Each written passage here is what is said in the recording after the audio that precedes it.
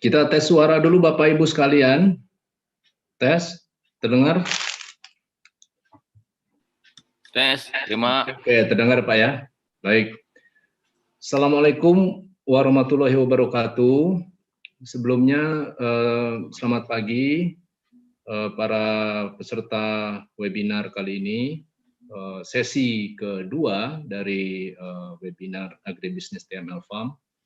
Sebelumnya saya haturkan mohon maaf atas keterlambatan dari seharusnya jam 10 pas ya. Kami sesi sudah kami buka jam 9.30, tapi pada detik-detik terakhir saat mau on air justru laptopnya ngehang ya. Jadi akibatnya harus di restart lagi. Tapi tidak mengurangi kualitas dari sesi ini ya. Istilahnya sesi ini, webinar ini isinya akan daging semua. Pembicaranya itu adalah pakar di bidangnya ya. Nanti pembicara kita juga sudah hadir, ada Pak Hendy dan ada Pak Oki ya. Nanti saya akan memperkenalkan masing-masing dari para pembicara kita. Jadi kembali lagi tanpa mengurangi rasa hormat saya menghanturkan permohonan maaf atas kondisi keterlambatan daripada webinar ini. Oke, Bapak Ibu sekalian, sebelum kita mulai akan jauh lebih melancarkan, memudahkan kita untuk mengorganisir pelaksanaan daripada webinar ini. Sekiranya Bapak Ibu bisa memute mikrofonnya, jadi tidak mengganggu pada saat presentasi yang diberikan oleh narasumber kita. Jadi sesi kita akan buat dengan pemaparan mungkin sekitar 15 menit dari masing-masing narasumber, lalu kemudian kita akan resumekan, untuk kemudian kita akan masuk ke tanya jawab. Nah, pada saat tanya jawab silakan Bapak Ibu mau bertanya apapun terkait dengan materi yang disampaikan, diberikan kebebasan sampai waktu kita habis, yaitu sekitar diestimasi jam 12 atau sekitar jam 12.30 kita akan akhiri sesi kita ya. Dan pada akhir daripada acara ya, nanti kita akan memberikan door prize. Nah, door prize-nya itu nanti diberikan oleh masing-masing narasumber ya. Narasumber kita ini sudah menyediakan door prize yang luar biasa. Kalau dari Pak Hendy sebagai praktisi kopi menyediakan 9 paket kopi produksinya sendiri. Salah satunya yang paling top Marco Top yang saya sedang minum nih sekarang nih. Ini adalah kopi luwak ya, kopi luwak. Saya kurang begitu paham, tapi yang pasti itu yang paling mahal gitu ya. Nanti bisa ditanya sama beliau. Jadi nanti kalau sekiranya Bapak dan Ibu yang bertanya paling interaktif, paling aktif, yaitu akan mendapatkan door prize ya dari masing-masing narasumber. Tidak kalah juga door prize dari narasumber kita yang kedua, yaitu adalah Pak Oki. Nah, Pak Oki akan memberikan voucher ya, sekiranya Bapak Ibu ada yang bertandang ke kafe milik Pak Oki. Nah, kalau Pak Oki itu ekspertisnya adalah di bidang setup bisnis perkopian, silakan jadi ditanya bagaimana cara men-setup bisnis kopi dan lain-lain, itu nanti bisa ditanyakan dengan beliau ya. Yang tidak kalah pentingnya juga, seperti yang Bapak Ibu bisa lihat di pojok kanan atas, sini ya, tuh ya, pojok kanan atas bisa terlihat, itu adalah kita live on YouTube. Jadi live on YouTube. Jadi kalau sekiranya nanti di antara Bapak dan Ibu ada yang harus pergi ke toilet atau apa, takut ketinggalan informasinya, tidak perlu khawatir. Linknya ada di YouTube, jadi bisa diakses kapanpun. Ya, kalau umpamanya ada informasi yang mungkin penting untuk diulang, bisa diulang lagi di YouTube. Oke, demikian perkenalan dari saya. Ya, jadi kita akan selalu melakukan sesi ini dengan topik yang berbeda. Ya. Kali ini adalah topik webinar kali ini adalah tentang kopi selama 2 sesi ke depan. Webinar yang sebelumnya itu adalah tentang aquaponik. Ya. 2 sesi ke depan webinarnya adalah tentang industri ikan cupang. Ikan cupang. Percaya nggak Bapak Ibu, ikan cupang itu ada yang dijual sampai 10 juta per ekor ikan cupang yang kecil-kecil. Dan tapi itu masih 2 minggu ke depan, 1 bulan ke depan kita akan mengangkat topik itu langsung dari praktisinya. Oke. Tidak berpanjang lebar, saya akan perkenalkan diri saya dulu. Jadi saya akan share screen saya.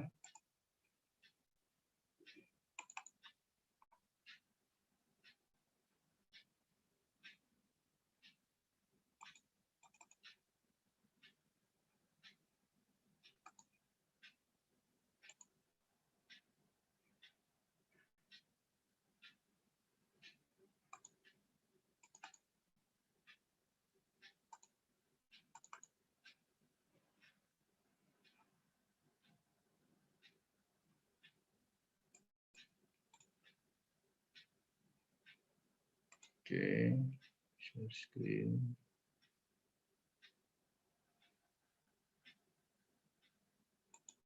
Sini ya.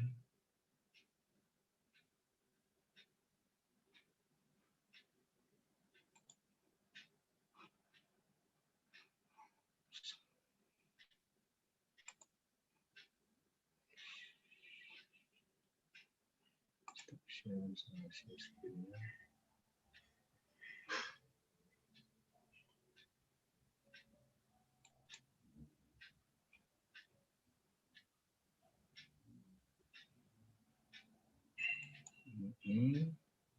Ini laptopnya ini agak lemot ini nih, Pak.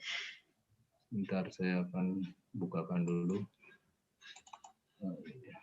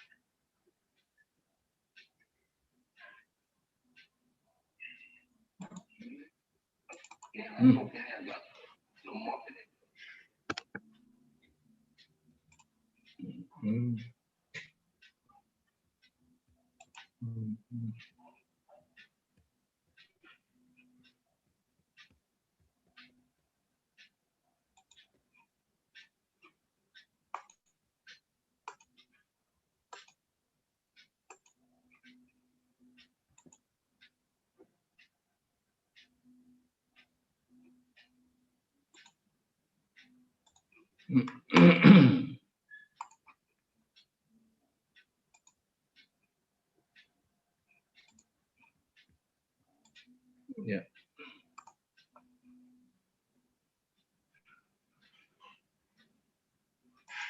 Ya.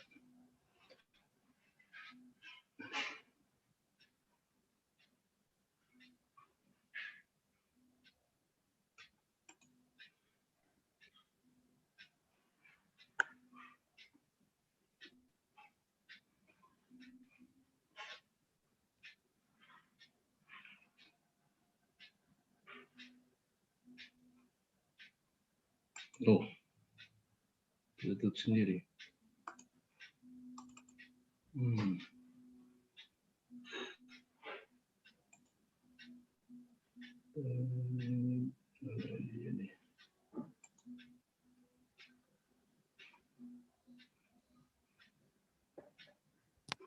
Oke, sebentar.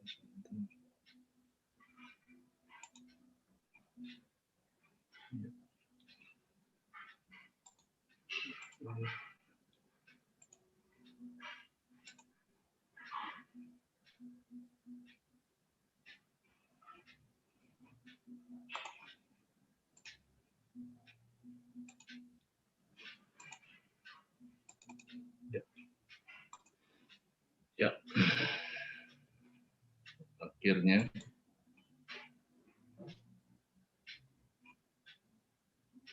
Ya.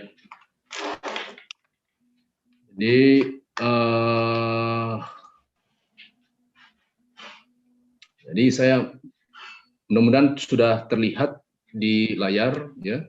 Jadi saya memperkenalkan diri saya, nama saya adalah Yovan P. Putra. Saya itu adalah dari Total Mind Learning, salah seorang pengelola di TML Farm. Dan ke depan ya tujuan kami dengan melaksanakan dari agribisnis sesi webinar ini itu adalah untuk memasyarakatkan agribisnis utamanya di zaman pandemi saat ini. Nah, TML Farm ini seperti yang bisa dilihat ya, kami bertujuan ya memasyarakatkan agribisnis untuk dapat meningkatkan kesejahteraan masyarakat, karena banyak sekali ternyata yang bertandang kayak hari ini selesai dari sesi ini kami akan langsung meluncur ke farm, bertemu dengan beberapa praktisi atau mungkin beberapa profesional yang sudah mulai beralih profesi akibat daripada pandemi memasuki ke area agribisnis ya.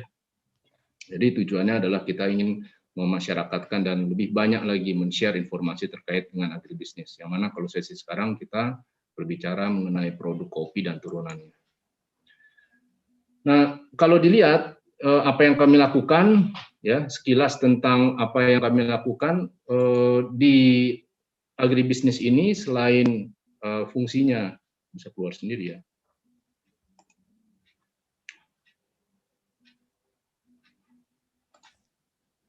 Selain dia berfungsi sebagai tempat untuk menghasilkan ya, tapi dia juga adalah tempat yang bisa untuk memberikan terapi, utamanya kepada siswa atau individu yang autis ya, karena rata-rata yang kami bawa untuk penanganan siswa autis itu adalah ke alam pertanian, jadi mereka bisa langsung berinteraksi sekaligus mendapatkan sesi terapi di alam. Jadi banyak yang bertanya sebenarnya apa sih agribisnis, artinya keuntungannya selain mendapatkan penghasilan secara monetary, selain itu juga ada yang tadi suka di-share oleh Pak Hendy di grup WA, yaitu artinya adalah terkait dengan inner peace, atau bisa juga sebagai terapi, sarana terapi. Itulah sebabnya mengapa kami menamakan farm kami sebagai therapeutic farm, ya, tempat yang bisa memberikan terapi, utamanya untuk anak-anak atau siswa yang berkebutuhan. Selain itu kita juga bisa memberikan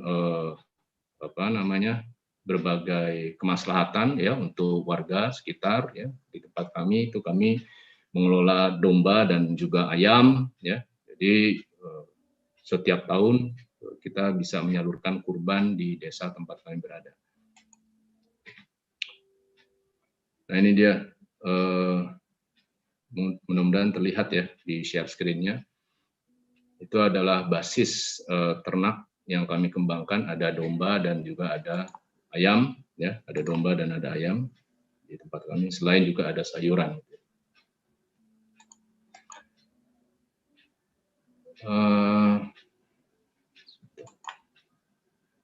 Ini juga ada basis olahan ya. Basis olahan itu berupa ada paket-paket akikah, lalu kemudian ada terkait dengan ayam goreng ya, ayam kremes, ayam ungkep, yang mana semua ini adalah dikelola oleh para sarjana peternakan dan pertanian yang kami kelola di Akademi Agribisnis TML Farm. Jadi salah satu fungsi daripada peternakan yang kami lakukan itu adalah sebagai media belajar bagi para sarjana peternakan dan pertanian yang ingin serius menggeluti di dunia agribisnis. Ini basis olahan ya. Nah, mungkin nanti kami juga akan menambahkan di dalam toko, kami punya toko online dan offline ya. Di dalamnya adalah kami berpikir untuk menjualkan juga kopi ya, dari utamanya kopi produk daripada Pak Hendy yang kami sudah uji coba sendiri, kami sudah coba, luar biasa rasanya, basis layanan. Nah ini yang tadi saya maksud, Akademi Kewirausahaan Peternakan dan Pertanian. Ini lokasinya. Sekiranya Bapak dan Ibu ingin bertandang, nanti ada peta di mana lokasi kebun kopi daripada Pak Hendy. Ini lokasi kebun kopi daripada Pak Hendy, mudah-mudahan nanti bisa diperlihatkan di layar ya. Karena Pak Hendy tidak memberikan saya PowerPoint-nya, tapi foto-foto ya. Saya sudah cek, ada fotonya juga, ternyata lokasi perkebunan Pak Hendy yang dekat dengan lokasi perkebunan kami. Nah, berbagai update. Nanti akan ada yang namanya webinar lagi ke depan, itu bisa dilihat di Instagram ya, juga ada di YouTube channel kami ya. Kita juga ada YouTube channel dan nanti semuanya itu bisa diupdate mengenai sesi webinar yang berikutnya di sosial media kami. Oke. Jadi demikian dari saya perkenalan sekilas, dan sekarang saya akan persilakan kepada Pak Hendy. Namun penting untuk saya informasikan sekilas Bapak Ibu sekalian, Pak Hendy tidak memberikan slide ya, jadi wujudnya itu foto. Nah, saya berharap mudah-mudahan nanti kalau sekiranya ada hambatan ya terkait dengan, karena berat fotonya terlalu besar-besar gitu ya, mungkin agak ditunggu, dan saya akan memilih beberapa foto saja dan sisanya berupa narasi dari Pak Hendy. Nah, harapannya adalah setelahnya nanti kita bisa melakukan diskusi yang sifatnya interaktif dengan para peserta. Nah, tanpa berpanjang lebar, Pak Hendy, saya persilakan untuk memperkenalkan diri dan kita mulai sesinya. Silakan, Pak.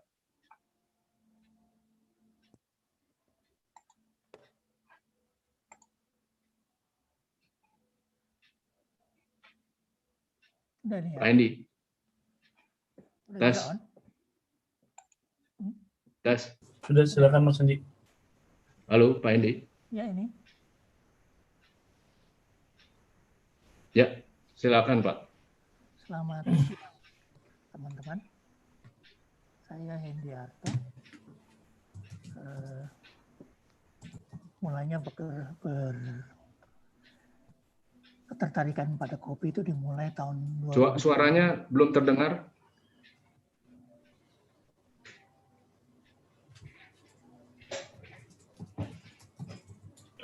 Kuat ya? Halo? Tes? Ya, Ya, sudah Pak. sudah. Ada? Sudah. Oke. Silakan. Ketertarikan saya Pak dengan kopi dimulai tahun 2012. Kalau mau share gambar gimana caranya? Saya akan sharekan. Oke. Saya akan sharekan. Dari tempatku bisa? Bisa juga. Oke. Oke. Dari tempatku aja ya. Baik. Ya.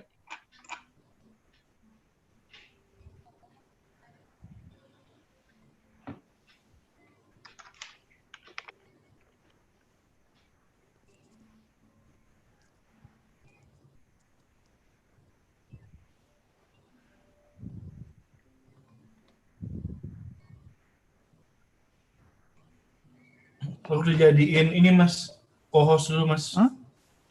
Kenapa? Mas Yovan menjadikan Mas Hendy co-host dulu biar bisa nge-share share screen. Iya betul. Sudah Tolong saya Pan sudah dibuka enable. supaya aku bisa masuk ke foto. Sudah saya enable.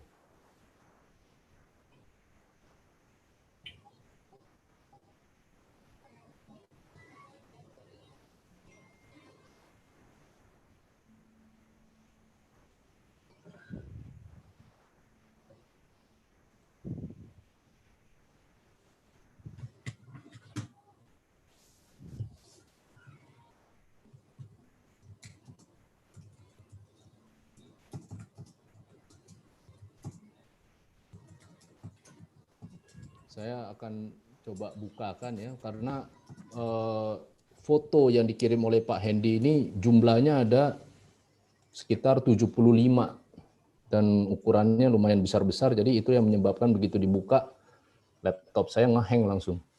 Nah, ini sekarang saya coba buka dulu satu persatu untuk membackup. Bisa Pak Hendy? Bisa ya?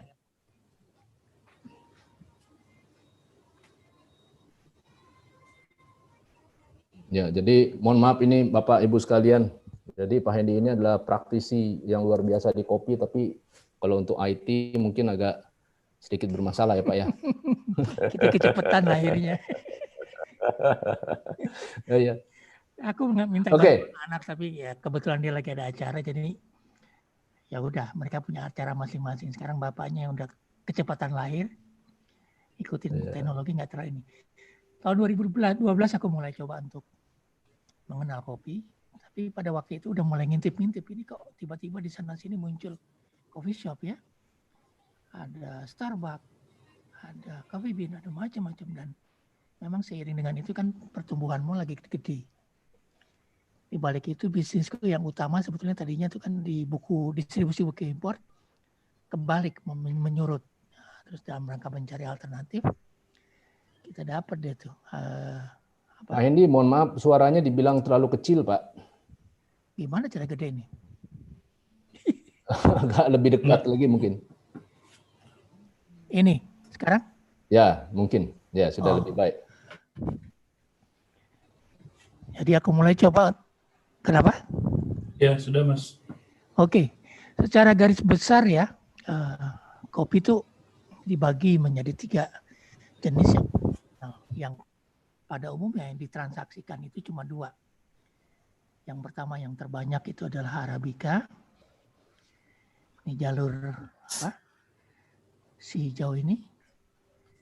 Yang kedua Robusta, jalur ungu. Terus ada sedikit Liberica. Ya.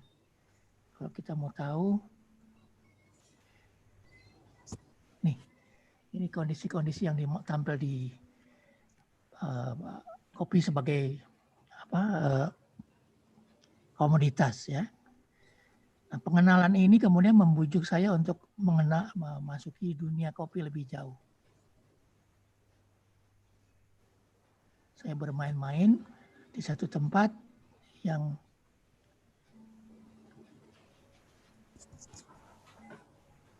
dikenal sebagai daerah namanya Catang Malang.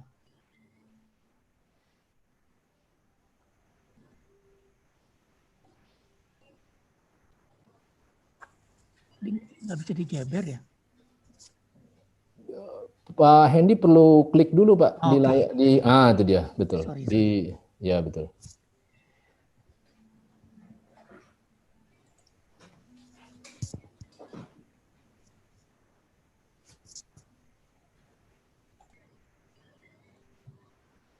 Nah, Catang Malang itu sebuah titik di dekat perbatasan antara Bogor dan Cianjur. Kira-kira kalau dari Citos 73 kilo ke arah Jonggol, ya, daerah itu ketinggiannya sekitar 1000-an. Nah, di sana sejak tahun 80-an sudah mulai dikembangkan pertanian kopi. Dan pada saat saya datang, sudah ada beberapa pekebun kopi, pada umumnya datang dari daerah Sukaraja atau dari daerah Lampung. Mereka yang tergusur karena kasus-kasus kebun kopi di Lampung, masih zamannya Pak Harto ya, singgah di situ. Kepada mereka menawarkan kepada saya untuk, ayo Pak kita tanam ini aja. Kopi, kenapa aku tanya? Kopi itu sesuatu yang lagi hit pada saat itu ya.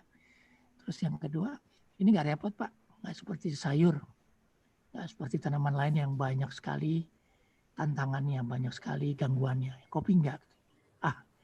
Saya coba ya, dan itu ternyata memang memberikan tantangan yang menarik ya, karena sesuatu yang baru yang kebetulan juga lagi hit gitu.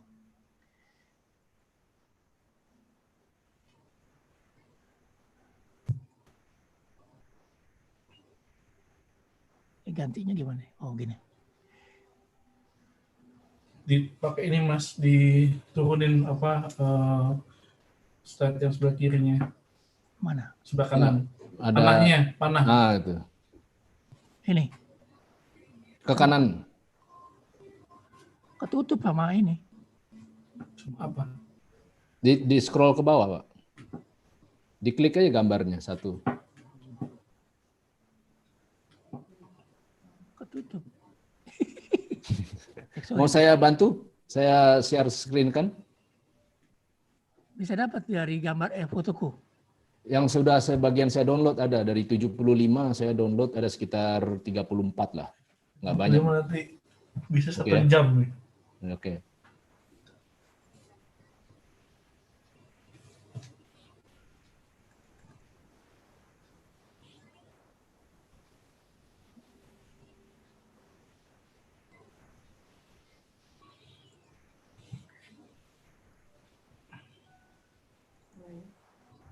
Nah, ini Pak Edi terlihat.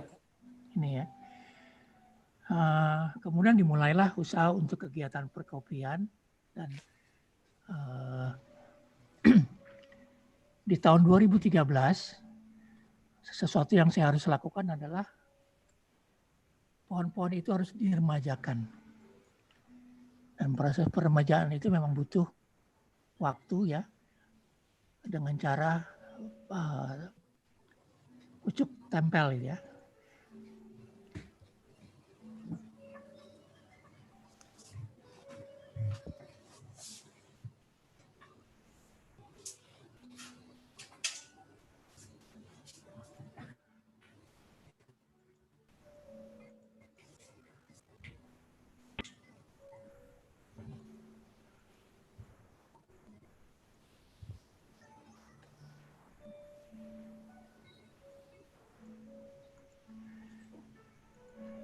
Halo Pak Edi. Ya. Ya, terlihat gambarnya? Ini bisa? Enggak, ini masih pakai layar yang saya share nih, gambar-gambarnya. Malah aku nggak ngelihat saya layarmu yang mana. Kelihatan Mas. Ini gambar-gambar yang Pak Hendy kirim barusan itu, ini saya share di layar nih. Ini. Ya, yang ada tulisannya Robusta Van Catang Malang sekarang nih.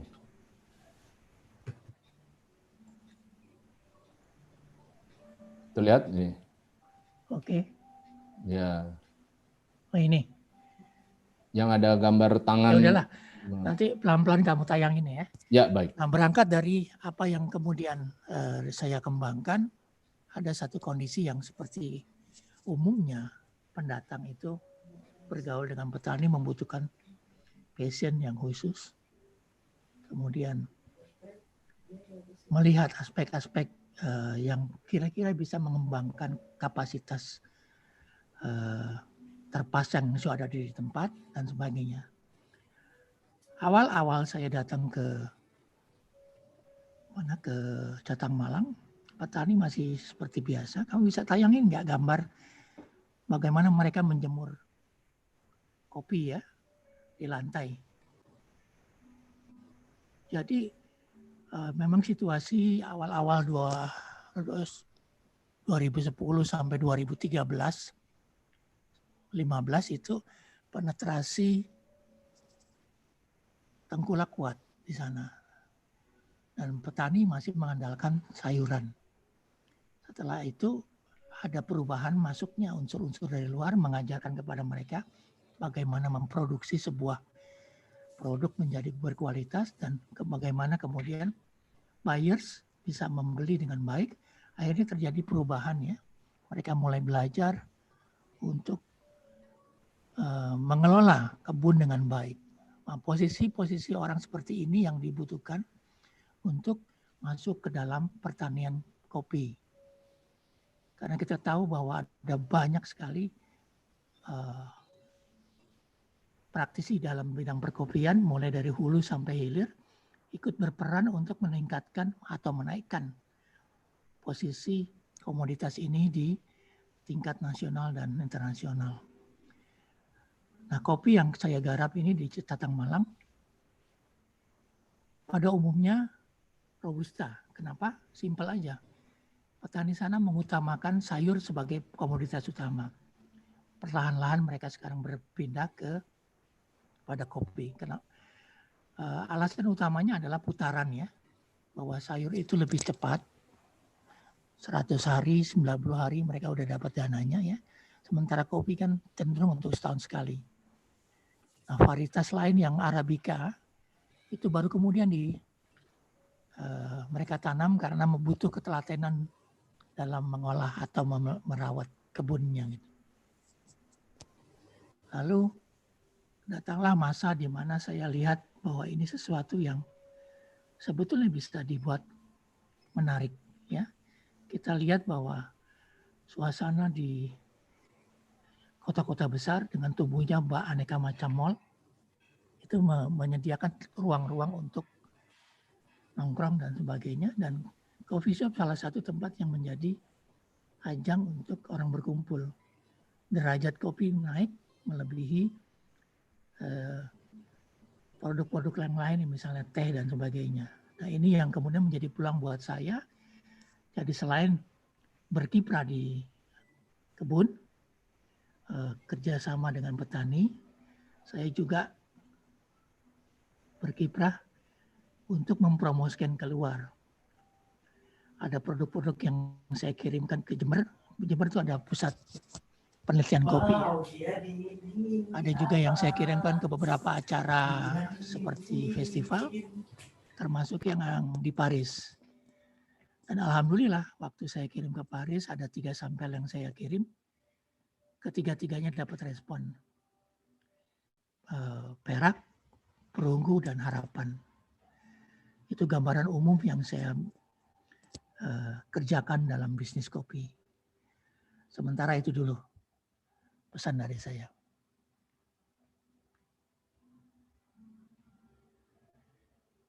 Halo? Ya. Oke, sorry. Ya, jadi Bapak Ibu sekalian, Pak Hendy ini saya bisa akui kalau dari pengalaman saya berinteraksi dengan beliau adalah Pak Hendy alumni UI angkatan 70 berapa Pak? 78, 79, 78 tuh ya. Jadi sementara saya dan Pak Oki sendiri adalah angkatan 90-an, jadi jauh sekali gapnya. Jadi wajar kalau seumpamanya kemudian masih ada sedikit kendala dengan yang namanya IT, komputer, internet dan sebangsanya itu ya. Tapi kalau terkait dengan masalah kopi, nah kopi beliau itu adalah yang menjadi juara di kompetisi kopi internasional di Paris. Nah ini saya akan tunjukkan. Itu ada ID-nya, bisa diangkat nggak? Ada. Bisa terlihat di layar ya. Ini ada beberapa foto. Nah ini ya. Ya. Terlihat nggak di foto ini? Saya nggak bisa bahasa Arab sini ya. Bahasa Arab nih. Bahasa Perancis ya. Nah tuh saya bisa dijelaskan sedikit Pak Hendy. Ini piagam AFPA tahun 2018 itu apa? AFPA itu semacam yayasan atau lembaga yang berdiri di Paris. Mereka memfokuskan pada lembaga penilai untuk kualitas cita rasa. Cita rasa ada kopi. Teh, ada aromatik, dan kopi. Ya. Ini piagamnya ini apa nih? Emas, perak atau apa ini? Yang terbaik emas. Saya nggak tahu di sini sebetulnya saya undang yang dapat emas, Mas Rudi. Okay. Oh ada ya. Hadir nggak? Mudah-mudahan hadir ya, Mas Rudi ya. Mas Rudi. Okay. Yang saya terima perak, perunggu dan hadiah harapan. Yang perak itu untuk Robusta wine. Yang perunggu untuk Robusta Ciragi. Kemudian yang hadiah harapan untuk Arabica madu. Oke, baik. Jadi untuk informasi buat para peserta yang ada di dalam Zoom meeting kali ini ya. Jadi presentasi daripada Pak Hendy itu dibuat supaya mengalir, dia tidak menggunakan PowerPoint. Jadi pertanyaan bisa disampaikan secara langsung ataupun secara chat ataupun juga bisa secara live on YouTube dan live on Instagram. Jadi saat ini ada 4 kanal yang terbuka pada saat bersamaan. Jadi kalau mau bertanya bisa langsung ditulis atau bisa berbicara langsung. Kita lihat di chat ya Pak Hendy ya. Oke. Di chat. Ya, ini saya dapat pertanyaan. Bisa nggak dijelaskan Pak Hendy itu bertani kopi jenisnya apa saja? Nah, silakan dijawab itu dulu Pak. Oke. Waktu saya datang, itu kondisi yang terjadi adalah sebagian petani memperlakukan kebun kopinya sambilan. Jadi produktivitasnya rendah ya. Perlu saya jelaskan bahwa kebun kopi yang saya pilih itu Catang Malang di blok datar tepus, ketinggiannya 1.400 meter di atas permukaan laut. Ini kebun yang sebetulnya cocoknya untuk Arabica dari ketinggiannya ya. Tapi petani menanam Robusta di sana karena Robusta adalah jenis kopi yang nggak terlalu repot untuk dirawat. Secara fisik Robusta lebih besar, kemudian dia tahan terhadap nematoa dan macam-macam, sehingga perawatan nggak tinggi. Tapi ini juga menyebabkan bahwa produktivitasnya rendah. Nah itu jadi fokus saya akhirnya memperbaiki tampilan kebunnya, merawat, kemudian memberikan varian-varian atau varietas baru atau klon baru yang tadinya dari Garuda saya ganti dengan beberapa yang baru sehingga diharapkan produktivitasnya lebih baik. Iya. Gitu. Terima kasih. Jadi umumnya yang saya tanam itu tadinya Robusta, sekarang mulai beralih ada beberapa menjadi Arabica. Arabica ya. Oke. Pak Hendy, ini ada pertanyaan dari Pak Ahmad Said. Beliau bertanya, Pak Hendy, Bapak ini menanam kopi, apakah sebetulnya Robusta atau ada spesies lain ya? Terus penghargaan yang Bapak peroleh di Prancis adalah untuk proses wine, honey, atau ada yang lain? Atau apa lagi? Terima kasih. Silakan Pak Hendy. Yang pertama tentang apa? Yang Bapak tanam itu Robusta saja atau ada spesies lain? Ya itu awalnya Robusta, ya karena pohon yang sudah ada itu Robusta. Tapi kemudian diremajakan dengan cara stek pucuk ya, tempel pucuk sehingga varietas atau klon yang baru tuh muncul, lebih produktif. Nah, perkembangan kemudian karena wilayah itu memang cocoknya buat Arabica, bertahap ditanam Arabica. Gitu. Beberapa yang lain kayak misalnya Yellow Caturra dan sebagainya itu baru mulai dicoba. Ya. Kemudian dibuat yang ke Paris ya. Ya, yang ke Paris itu prosesnya yang mendapat penghargaan proses wine, honey atau ada yang lain? Wine yang paling tinggi yang saya dapatkan dari AVA Paris itu Robusta wine, dapat perak, kemudian Robusta Ciragi dapat perunggu, dan Arabica madu dapat hadiah hiburan. Oke. Nah, hadiah hiburan apa tuh? Hadiah hiburan. mereka bilangnya simple gourmet. Oh gitu ya. Nah, jadi istilahnya saya pikir dalam dunia kopi itu ada gitu. yang diistilahkan dengan nama specialty, ya itu kopi-kopi utama ya. Ya. Ada juga istilahnya gourmet. Gourmet itu untuk cita rasa. Oh gitu ya. Wah nggak ngerti dah saya itu. Oke, ini ada pertanyaan lagi nih. Ya. Pak Hendy, lahan Bapak itu berapa luas dan milik siapa sih? Jadi begini, ini permainan di perhutani ya. Mereka memberikan peluang kepada masyarakat sekitar untuk menggarap hutan lindung sebetulnya, preservasi buat air. Mereka bagi-bagi itu, ada yang dapat 5.000 meter, ada yang 2.000 dan sebagainya. Tapi pada generasi selanjutnya, anak-anaknya nggak ada yang mau ikut. Nggak mau bekerja lagi di perkebunan, ditinggal. Kemudian ya itu yang saya oper alih istilahnya, oper garap. Dari beberapa petani yang saya gantikan mereka, itu dari awalnya cuma 1,2 menjadi sampai 8 hektar. Gitu. Jadi istilahnya tanahnya tanah perhutani, kemudian saya bayar semacam pajak kepada petugas perhutani. Tapi untuk mendapatkan hak pengelolaan saya bayar ganti rugi kepada petani yang dulu sudah menanam kopinya di situ. Gitu. 8 hektar. Ya. Berapa banyak pohon tuh, Pak? Idealnya 1 hektar itu ditanami 1.000 lah ya. Cuma tergantung kondisi lereng, kondisi tanahnya. Catang Malang itu lereng, jadi nggak bisa segitu rapat ya. Kita juga harus memberikan tempat-tempat pohon besar buat ikatan. Terus tempat-tempat yang terjal yang nggak bisa ditanami kopi. Jadi untuk sebanyak itu sampai dengan 400 pohon aja udah cukup. Dengan kemiringan yang ada ya.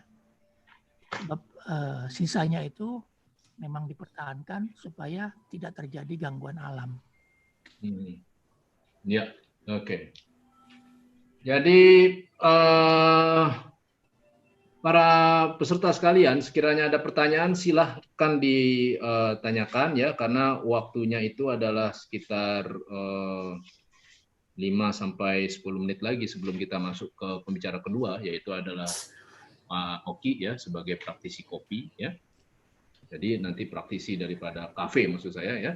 Jadi bisa ditanya semua hal terkait dengan bagaimana cara setup bisnis kopi, kafe dan lain-lain ya. Nah untuk sementara kita berfokus pada pertanyaan terkait dengan kopi, bercocok tanam kopi itu sendiri. Oke, kita lanjut lagi. Dari spesies kopi yang Bapak tanam, ya, Arabica, Robusta, bagaimana hasil sensori dan cupping score dari Puslit Koka, Pusat Penelitian Kopi dan Kakao Jember. Nah, silakan tuh Pak. Tes cupping itu saya kirim tahun 2017 kalau nggak salah ya. Jadi memang kan setiap tahun Puslit Koka itu bikin acara festival kopi Bondowoso ya. Dan semua petani itu yang kira-kira tertarik untuk dapatkan positioning biasanya akan kirim di sana, termasuk saya gitu. Dan itu memang ada 2 hal di situ. kadang-kadang yang namanya festival kita nggak selalu luck, dalam arti kompetitor kita tuh banyak macam-macam. Ada waktu-waktunya para peserta memang semua jago-jago atau hasil panennya bagus-bagus, ada juga yang drop. Seperti kayak tahun ini yang di Paris, karena kasus pandemi ya, pesertanya jadi surut sekali. Dari biasanya ada 600-an, mungkin nggak sampai ya, mungkin 300-an sekarang yang ikut. Nah itu kalau dari 300 diseleksi, jadi peluangnya bisa dapat banyak. Tapi lepas dari itu, pusat penelitian kopi dan kakao yang di Jember tetap menjadi rujukan buat seluruh petani kopi Indonesia, baik sebagai pengembang produk, pengembang bibit, kemudian rujukan untuk penilai, ya, sama sebagai pusat penelitian banyak hal yang mereka kemudian sampaikan kepada masyarakat untuk pengembangan kopi sebagai komoditas. Gitu. Oke, baik. Ini Bapak Ibu sekalian, para peserta Zoom webinar agribisnis yang saya hormati. Jadi sesi dengan Pak Hendy yang seharusnya itu adalah mungkin ada pemaparan karena ada gangguan teknis, yaitu beliau tidak bisa atau berhalangan untuk memberikan PowerPoint gitu ya. Jadi kita hanya memberikan beberapa foto, cuplikan foto dari aktivitas beliau terkait dengan perkopian, ya, tanpa mengurangi hormat terhadap ekspertis beliau. Jadi kita bisa menggali lebih dalam dari bertanya. Nah, silakan kalau ada pertanyaan secara langsung ya bisa disampaikan sebelum kita masuk ke pembicara kedua, yaitu adalah Pak Oki. Oke, ini ada pertanyaan lagi, Pak Hendy. Apa tantangan yang dihadapi dalam mengelola kebun kopi? Pola penanaman yang dikembangkan secara hamparan atau spot-spot? Silakan, Pak. Yang kita nggak bisa pilih adalah kebun yang sudah ada ya. Idealnya memang hamparan besar gitu. Tapi sesungguhnya kopi itu tanaman lindungan. Jadi ada perlu pohon besar untuk melindungi dari terik dan terpaan angin. Supaya bisa dapat kualitas rasa ya, kualitas produksi yang maksimal dan sebagainya. Nah, daerah-daerah lereng itu ideal karena apa? Yang pertama, bahwa kopi memang membutuhkan iklim yang cocok, ya, sesuai dengan aturannya. Robusta itu 400 sampai 700 ketinggiannya ya dari permukaan laut. Sementara Arabica 1000 sampai 1600 lah. Itu memang daerah-daerah lereng ya. Sementara kalau yang Robusta kan idealnya walaupun di 400-700 untuk daerah Jawa udah sangat susah mendapatkan lahan pada ketinggian tersebut karena rata-rata sudah menjadi desa ya. Akhirnya memang luasannya nggak besar. Intensifikasi pertanian yang diberlakukan. Jadi kerapatan, pemilihan benih yang bagus atau klon yang cocok, perawatan yang optimal dengan pemupukan yang kuat, supaya dapat kualitas buah yang bagus. Selanjutnya juga pengetahuan tentang bagaimana pengelolaan kopi pasca panen, bagaimana dia dipanen, dipetik, hanya milih yang merah aja, ya. Merah pun juga nanti ada 2 atau 3 kita pisahkan. Merah yang muda itu biasanya cocok untuk diproses basah, ya. Sementara merah yang makin tua cocok untuk diproses kering. Proses basah ini macam-macam, bisa direndam dulu atau dikasih obat yang bukan obat apa, fermentasi ya, seperti Yakult, jadi Lactobacillus untuk mempercepat. Probiotik. Ya, biotik ya, untuk mempercepat pematangan biji kopi sampai kemudian ada yang harus diperam 1 bulan atau 1,5 bulan yang kita bilang kopi wine. Itu memang aroma alkoholnya tercium pada saat kita mengaduk kopi ya. Jadi buih putih itu yang pertama kalau kita aduk kopi kan ada muncul buih putih. Itu akan mengeluarkan sedikit aroma alkohol. Ini yang prosesnya di proses wine. Oke. Baik. Pak Hendy, ini ada pertanyaan langsung dari Pak Hendro. Beliau ingin menyampaikan secara lisan gitu ya, karena pertanyaan mungkin agak sedikit teknis. Silakan Pak Hendro. Bang Hendy, ini dengan Hendro. Yuk. Aku mau nanya sebenarnya untuk masalah yang proses wining-nya untuk Robusta, karena kebetulan semenjak kita ngobrol yang chat kemarin, saya coba cari tahu ke Gayo sama ke Lampung. Proses Robusta wine itu sepertinya baru beberapa, mungkin bisa dibilang abang aja yang pernah melakukannya. Jadi di Indonesia, sekedar untuk informasi buat teman-teman semua, Robusta di proses wine itu baru kali ini saya dengarnya. Dan itu saya cross-check ke teman-teman prosesor pasca panen yang ada di Lampung sebagai petani Robusta yang besar, sama di Gayo, dataran tinggi Gayo. Dan emang barang itu nggak pernah dilakukan. Nggak pernah dilakukan untuk proses Robusta di Wainika. Nah, makanya saya mau tanya spesifik. Saya mau tanya spesifik sama Bang Hendy. Ya. Proses Robusta, pembuatan kopi wine tapi dari Robusta, itu abang buatnya anaerob ya? Maksudnya dimasukkan ke dalam plastik, kemudian ditutup, biarkan selama 40 hari, dibiarkan enzim yang bekerja. Betul. Baru kemudian setelah itu dijemur. Betul. Nah, itu kalau kayak gitu prosesnya, yang mau saya tanyakan selanjutnya adalah, itu kan sebenarnya Robusta bawaannya kan dia sebenarnya rasanya rasa kayu dan bau tanah. Itu kalah dia rasa kayu dan bau tanahnya ketika dibikin wine nih Bang. Karena saya jujur belum pernah nyobain namanya Robusta wine nih. Saya masih agak habis pikir nih sebenarnya. Pak Hendro, saya mau tanya sedikit Pak Hendro. Jadi Pak Hendro bilang Pak Hendy itu adalah praktisi satu-satunya yang melakukan fermentasi wine ya, betul ya gitu? Saya kurang paham. Bukan, jadi gini Bang Yovan. Aku kan kebetulan baru main juga kopi tahun 2018. Orang tua sebenarnya juga petani kopi, cuman saya baru menggeluti itu 2018. Nah, saya punya banyak teman kontak di Gayo yang prosesor pasca panen. Yang biasa kita lakukan untuk kopi dengan proses wine itu Arabica, karena Arabica itu memang sudah punya yang namanya flavornya itu khusus untuk kopi Sumateraan, itu dia banyak di dataran tinggi itu flavornya itu lebih ke arah berries, buah.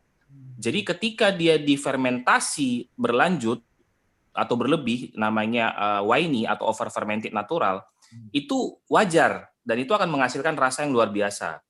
Nah, tapi Robusta dengan harga Robusta yang murah, bahkan bisa dibilang untuk fine Robusta green bean aja mungkin sekitar paling mahal 50.000 atau 60.000 per kilo. Nah, itu dibuat proses wine, itu belum pernah ada yang buat. Yang saya tahu tuh saya sudah cross-check ke Gayo, prosesor-prosesor besar, saya cross-check ke Lampung, yang orang-orang prosesor-prosesor besar juga, yang biasa kita ngambil kopi, yang eksportir mereka, itu enggak ada yang bikin itu. Makanya saya tertarik sekali. Kok punya ide bikin kopi Robusta wine. Berarti Pak Hendy. Mas Hendro, saya cerita dari awal aja ya. Jadi iya. Bagaimana sebuah proses wine di Catang Melang dilakukan. Jadi setelah kami panen, itu kita seleksi berdasarkan warna dan ukuran sama yang tua-tua itu yang warnanya ungu sampai coklat, dalu lah istilahnya ya, matang banget. Itu yang paling cocok untuk proses wine. Kita kumpulkan, kita bersihkan, seperti biasa yang mambang disingkatnya. Setelah itu ditiriskan, dimasukkan ke dalam karung atau apa yang aerob gitu. Diperam sama ada yang 45, ada yang juga 60 hari. Tapi pada umumnya 45 hari ya. Diperam begitu, baru dibuka. Nah, ini proses ini ada yang langsung dijemur, jadi seperti proses natural ya. Ada juga yang diklentes dulu agar cepat kering gitu. Nah, ini memang memberikan efek yang paling terasa itu di aftertaste-nya ya, lebih smooth. Dan akan terlihat sekali bahwa berat jenis kopi robusta yang kita proses dengan Winey itu lebih bagus. Rendemannya itu kira-kira bisa sampai 25%. Jadi kalau kopi-kopi biasa, kopi robusta biasa dengan proses madu atau dengan proses ini natural ya, itu kira-kira untuk 100 kilo diperoleh biji green bean-nya 22 kilo, dengan Winey bisa sampai 25 kilo. Jadi terjadi pemadatan. Nah, ini yang terlihat gejalanya di secara proses ada. Nah, lebihnya untuk kualitas rasa ini memang macam-macam ya. Ada banyak hal yang kita nggak bisa nafikan, bahwa mineral tanah, kemudian penyimpanan, kemudian proses roasting dan sebagainya itu punya peran penting untuk ujung-ujungnya ke lidah kita sebagai pencicip. Terroir. Ya. Satu lagi Bang Hendy, terlepas dari proses wine, saya juga sebenarnya tertarik dengan masalah Ciragi yang saya pertanyakan kemarin. Ya. Yang mau saya tanyakan sebenarnya, kan saya sudah ambil tuh barang, tapi saya mau tanyakan, apakah Abang pernah nyoba mempercepat proses fermentasi dengan Ciragi? Sudah. Maksud saya begini, untuk proses Winey, apakah kita bisa gunakan Ciragi, Bang? Ciragi itu sebetulnya suksesor yang nggak bisa terlalu lama, itu kan paling lama 12 jam dipakai. Kalau lebih dari itu malah si kopi akan menjadi asam, over fermented. Jadi dia memang diperam dengan ragi selama 12 jam maksimal. Itu teori yang diberikan oleh penelitinya gitu. Ya saya coba terapkan itu, dan pada waktu saya kirim itu ke Paris, mereka mempertanyakan ini apa ini katanya. Proses apa gitu. Ya di brosurnya kalau bisa ditayang ya, itu memang ada keterangan bahwa itu lactobacillus ya, yang mempercepat proses pematangan fermentasi buah gitu. Gini, Bang, aku nambah sedikit ya Mas Yovan ya untuk kita semua. Jadi gini, Ciragi ini atau cita rasa tinggi kopi yang dikembangkan di tahun 2015-2016 di Bogor, Universitas Pakuan Bogor, ini barang belum banyak yang tahu. Saya sudah cross check juga, main di daerah Lampung sama di Gayo yang jadi notabene pusat kita kalau nanya tentang kopi. Ciragi ini belum banyak yang make, dan hampir bisa dikatakan tidak ada yang make. Makanya saya juga sedikit agak bingung dengan barang ini. Tapi di luar negeri, untuk meningkatkan cita rasa kopi, meningkatkan flavor, baik itu body, buah, rasa buahnya, sweetness, ini Ciragi itu sebenarnya bukan Ciragi namanya. Mereka sudah kembangkan juga. Jadi kalau kayak Winey, itu kan dia prosesnya itu enzim yang memecah si gulanya. Jadi fruktosa yang ada di dalam kulit kopi itu dilakukan transformasi oleh enzim yang ada di dalamnya sendiri menjadi glukosa. Nah, itu yang menyebabkan proses fermentasinya. Nah, kalau natural sama honey itu dia gabung. Ada bakteri, ada jamur, dan enzim juga. Nah, kalau Ciragi, dia sistemnya itu tertutup, jadi tidak hanya enzim, tapi juga bakteri yang terkontrol. Sehingga proses pengulangan untuk membuat rasa yang mirip atau hampir sama dalam skala industri itu bisa. Nah, ini yang sebenarnya menjadi kunci, hanya saja sayangnya nggak banyak orang tahu. Saya masih mau mencoba ini barang ini Ciragi ini, tetapi berarti gini Bang Hendy, yang saya mau tanya, berarti tidak bisa kita, kalau misalnya contoh mau bikin Winey, kita campur dia selama 12 jam sampai 15 jam. Setelah itu harus kita cuci, baru kita nanti bungkus lagi dia selama 45 hari. Dua proses yang menurutku sih nggak harus digabung. Kalau kita memproses Ciragi aja, itu kan sebetulnya kan awalnya Pak Tri itu melihat peluang bagaimana menciptakan kualitas rasa kopi atau biji kopi seperti kopi luwak. Jadi proses fermentasi yang dialami oleh kopi luwak itu kan sempurnanya karena memang susunan zat-zat yang ada di dalam perutnya luwak, ya, prosesnya luwak. Ini yang ditiru, tapi dengan senyawa yang beda. Karena itu dibatasi hanya 12 jam aja. Teknisnya saya nggak tahu persis, tapi itu ada penyerapan bau dan cairan ya ke dalam kopi ya, tapi ingat itu masih dalam cangkang kopi kan. Jadi gabah yang diproses, bukan beras kopi. Jadi penyerapan itu masih terbatas. Baik. Gitu. Kalau misalnya kita aplikasikan dengan natural, kita rendam dia dalam satu malam, terus kita jemur seperti biasa, itu bisa nggak, Bang? Pengertian natural sebetulnya kan berkulit, ya. Jadi buah kopi yang langsung dijemur, itu artinya proses natural kan, nggak ada penetrasi macam-macam. Sementara untuk ciragi dia harus dikupas dulu supaya dapat gabahnya. Gabahnya itu yang kemudian diberi senyawa ciragi. Oke. Fermentasinya gitu. Baik.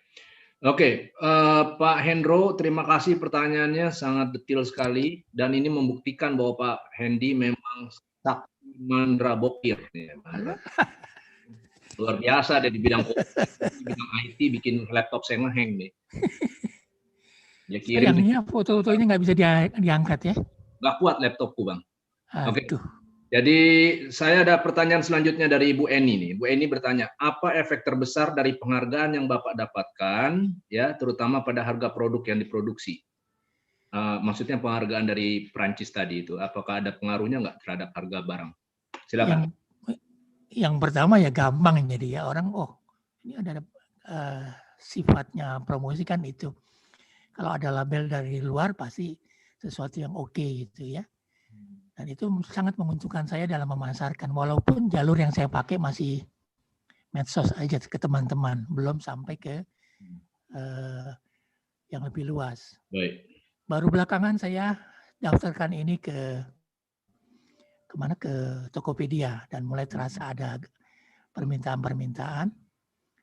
Dan lagi-lagi ya faktor promosi yang kita lakukan di dalam dan di luar negeri ya. Jadi award atau trofi segala macam menunjukkan bahwa kopi yang dihasilkan memang layak untuk dikonsumsi gitu. Intinya kualitasnya udah kualitas internasional gitu ya. Oke. Kopi juga ada yang lain, mungkin Mas itu bisa cerita kali Mas Hato ya. Ya, tapi waktu kita agak terbatas karena nanti setelah ini ada Pak Oki ya. Jadi artinya Pak Oki akan mencari mengenai bisnis kafenya gitu ya. Nah, ini ada satu pertanyaan nih, masih dari Bu Eni. Bagaimana pengaruh musim yang kurang pasti pada budidaya dan bagaimana cara mengatasinya?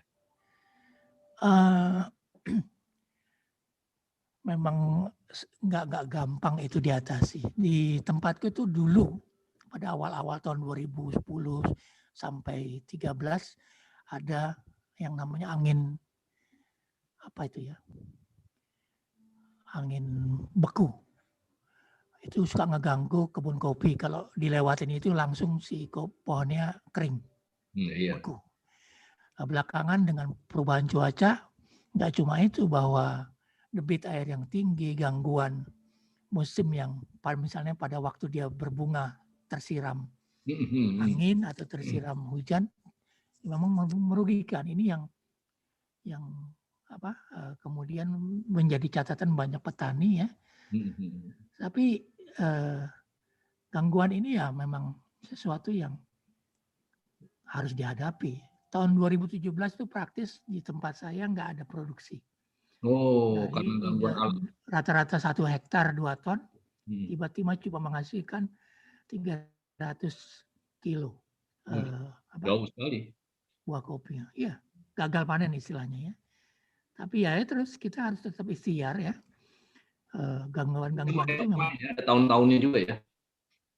Jadi kayak ini sekarang meladina kan. Itu.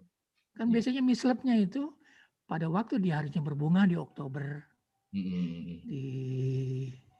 Oktober November, itu memang proses pembuahannya harus benar, bantuan angin yang nggak kenceng atau bantuan serangga. Tapi kalau disiram oleh hujan, jadi presentasi buah yang berhasil bunga yang berhasil menjadi buah menjadi kurang. Oke. Pak Hendy, ada pertanyaan selanjutnya nih. Sebagai pecinta kopi, saya ini dari Pak Ahmad Said. Beliau tanya ya, apakah sebagai pecinta kopi saya penasaran dengan kopi Robusta dan kopi Arabica produksi Pak Hendy, kira-kira fragrance atau aroma yang paling spesifik dan menarik? Aromanya yang ditanya. Arabica lah yang paling lengkap. Oh, Arabica yang paling lengkap. Dia memang secara varietas memberikan produk kopi yang wangi ya. Karena penanaman yang tinggi itu sebetulnya di atas 1000 memberikan efek wangi buah dan macam-macam itu yang dihasilkan baik dari mineral tanahnya maupun iklim ketinggiannya. Ini Liberica ya. Liberica itu ada yang tanya dari Eni ya. Liberica itu cuma beberapa tempat yang mengembangkan. Di Jambi ada, kemudian di mana lagi ya?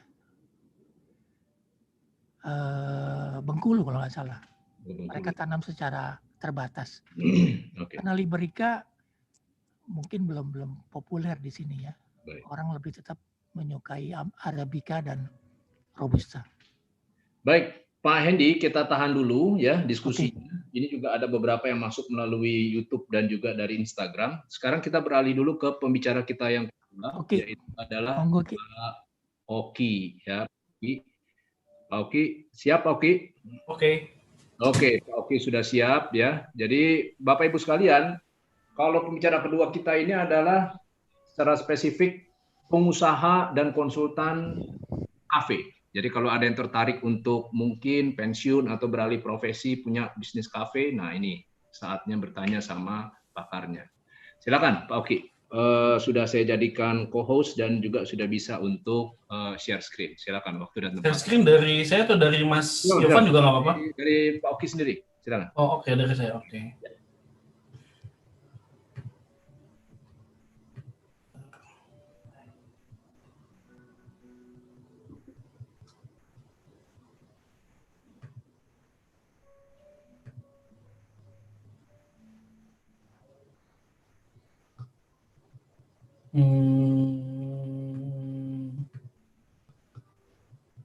Dari Mas Yovan Ede.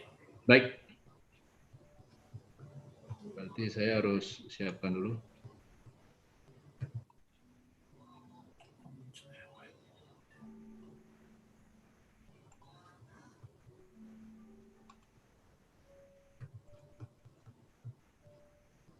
Oh, masuk ya.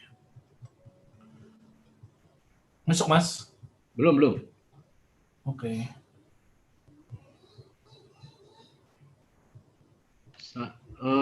Saya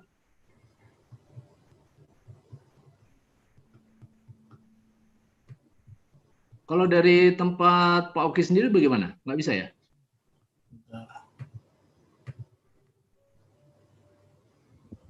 Saya cari filenya hilang loh. Masuk? Sudah, ada. Nah, ya silakan. Kelihatan? Ya, kelihatan. Oke. Silakan Pak Oki. Baik. Sebentar ya Bapak Ibu ya. Ya, kalau selamat siang semuanya. Assalamualaikum warahmatullahi wabarakatuh. Semoga semua sehat selalu. Ya, nama saya Oki Setiarso. Saya sebenarnya saya juga masih belajar di dalam melakukan sesuatu bagi di masa pandemi ini. Ya, saya kuliah di UI, ngambil FKM, kerjaan hari-hari ya saya nikmatin kopi, kemudian sampai sekarang beberapa aktivitas yang bisa membantu hobi saya dan menikmatinya. Saya bekerja di CSR, lalu juga saya konsultan beberapa pemberdayaan masyarakat dan juga membantu buat nyiapin setting kopi, dan juga saya melakukan beberapa aktivitas selain kopi dan teman-temannya ini. 2005 saya Saya lulus kuliah dan saya keliling Indonesia, bekerja dan menikmati kopi yang Indonesia tapi bagus-bagus, juara. Dan pada akhirnya 2018 saya merintis dengan teman untuk bikin kopi jadi. Dan 2019 mencoba sesuatu yang baru lagi, kopi dalam kemasan. Pandemi ini justru saya merintis beberapa aktivitas, Hoja Coffee di Sawangan, kemudian juga warung kopi bubur kacang hijau di jalan di Sawangan juga, dan juga ngopi di sini. Nah, ini beberapa yang saya coba siapkan dan saya kerjakan. Mungkin beberapa teman-teman tadi pas aja juga pernah ke Tebet, nah kopi ada namanya Kopi Jadi, lalu juga ada Hoja Kopi Sawangan, dan ini yang baru di Jalan Sawangan. Ini beberapa akses saya. Latar belakang kenapa saya bikin kopi ya, pertama ya idenya kita pengen punya tempat berkumpul, diskusi, pengen duduk manis, mengkomunikasikan hobi dan juga praktek yang saya tekuni sama ini banyak bermanfaat dan menyiapkan masa pensiun. Salah satu kegiatan saya adalah menyiapkan program pensiun buat beberapa perusahaan, dan juga ternyata banyak perusahaan ataupun pensiunan itu nggak siap selama ini yang kami temui. 5 atau 10 tahun masa pensiun itu buat mereka tuh terlalu singkat. Nah, jadi mau nggak mau bagaimana kita bisa diri di fase sebelum itu. Ini saya pikir 5 hal ini yang membuat saya dan teman-teman membuat kedai kopi ini. Ini beberapa foto teman-teman dan juga beberapa teman-teman alumni UI. Baik, ini yang di Tebet. Apa yang harus disiapkan pertama kali ya, kita milih lokasi, sumber daya manusianya seperti apa, alat dan bahan, dana, dan juga dukungan doa. Jadi untuk proses ini, pertama kali kita merintis yang di Tebet itu posisinya cukup strategis, di dekat Kokas, di seberangnya Kota Haris, dan posisinya di pinggir jalan. Lalu gimana kita memulainya ya? Pada akhirnya kami menyampaikan persepsi dan ide untuk buka warung itu seperti apa.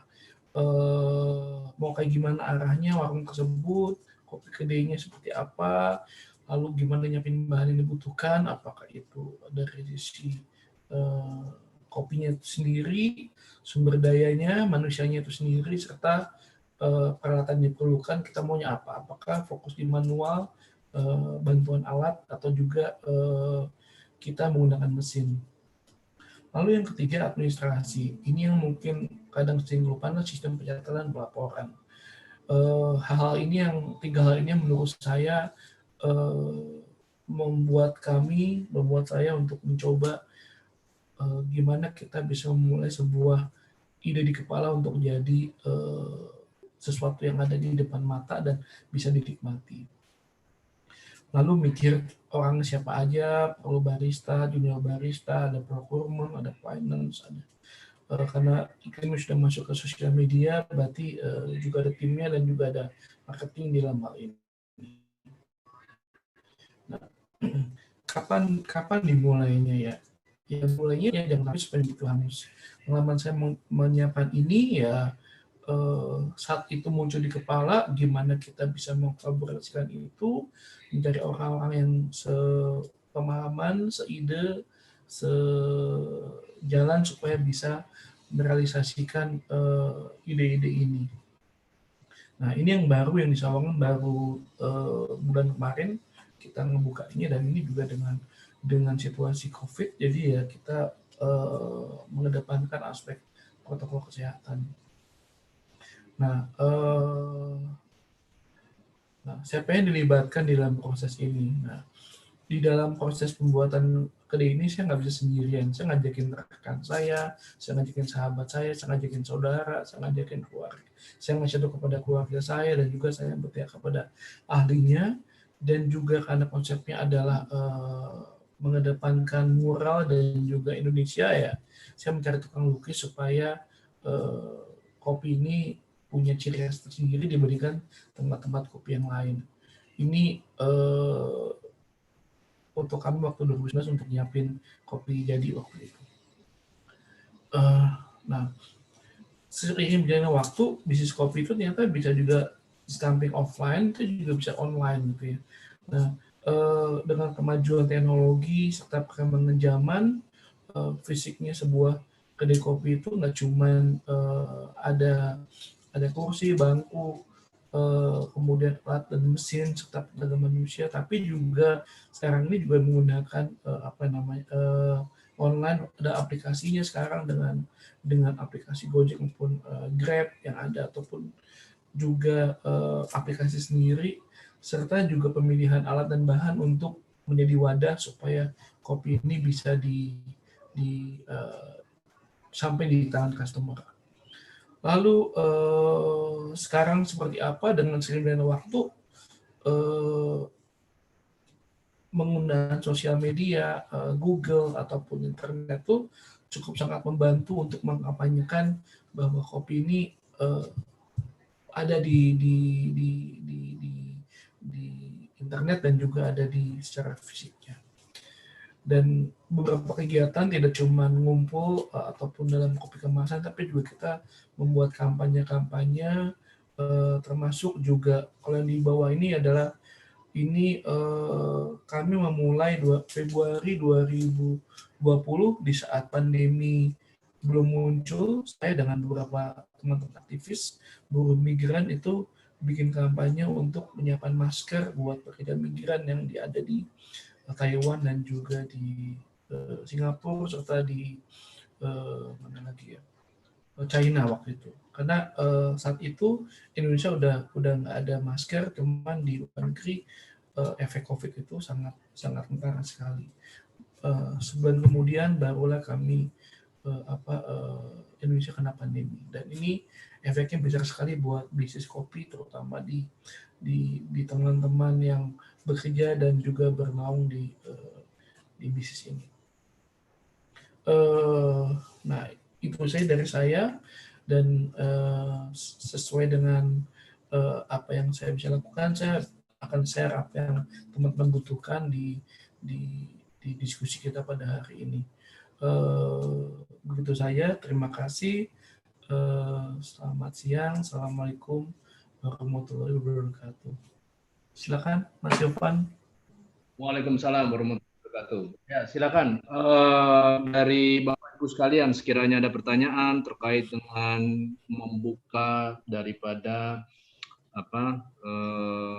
bisnis kafe atau bisnis dari tadi yang saya catat itu ada burjo, bubur kacang hijau. Ya, ternyata burjo ini juga nggak bisa dianggap sepele ya. Income-nya yang didapatkan dari burjo itu bisa menyaingi, bahkan bisa lebih daripada kafe. Betul ya Pak Oki?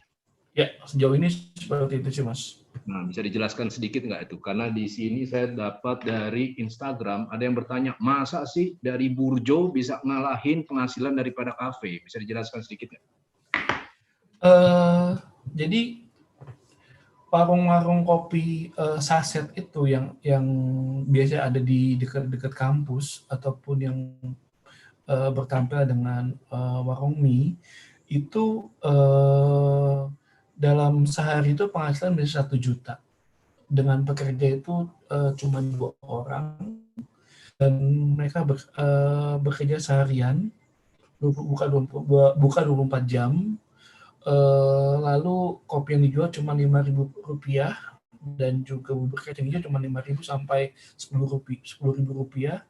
Dan itu sebelum pandemi itu mereka bisa jadi mereka orang-orang Kuningan terutama mayoritas mereka menyiapkan mereka bisa bekerja selama 1 bulan lalu libur 1 bulan. Jadi mereka bekerja untuk menghidupi tukang warung kopinya, tukang bubur kacang hijaunya dengan keluarganya untuk hidup di bulan berikutnya. Ini yang terjadi, siklus itu yang mereka lakukan buat warung burjo dan juga warung kopi yang ada di Jawa ya, di Jawa terutama. Dan sehingga dari situlah inspirasi ini muncul untuk membuat sesuatu yang baru efek pandemi ini. Nah, saya dengan teman-teman bikin yang namanya namanya di jalan. Mimpinya adalah panjang. Kita bisa bikin di Jalan Sawangan, kita mungkin bisa bikin di Jalan Legok, kita bisa bikin di Jalan Kemayoran, dimanapun itu. Jadi ide itu yang kita tampung. Nah, dari situlah kemarin kami memperkerjakan 5 orang pegawai untuk di jalan ini, gitu kira-kira. Oke, ini ada pertanyaan dari Pak di Zoom ya, di Zoom-nya. Pak Mas Oki, itu apakah Mas Oki membuka peluang usaha berupa waralaba, kedai kopi yang Mas Oki miliki? Nah, jika iya, modalnya butuhnya berapa? Silakan. Pengalaman saya mengolah ini itu waralaba memang bisa banget untuk dilakukan. Memang orang selalu berpikir berapa modal yang kita keluarkan. Nah, untuk men-setup yang di Sawangan ini, yang di Roja ini, itu sekitar 200 sampai 250 juta. Dengan hitungan bahwa itu bisa menutupi gaji operasional selama 6 bulan. Nah, 200 juta. Dengan perhitungan bahwa ongkos sewa tempat itu seminimalis mungkin. Kan problemnya sebenarnya sewa tempat. Sewa tempat itu sangat besar sekali. Buat saya yang di Tebet itu sekitar segitu. Cuman bedanya adalah kos sewa di Tebet dengan di Sawangan itu jauh sekali bedanya. Di Tebet itu saya bisa hampir sepertiga dari modal untuk bikin usaha. Nah, lalu bagaimana hitungan pengembalian? Sebenarnya kalau ngitung pengembalian modal dengan yang salah satunya di Sawangan Ingoja itu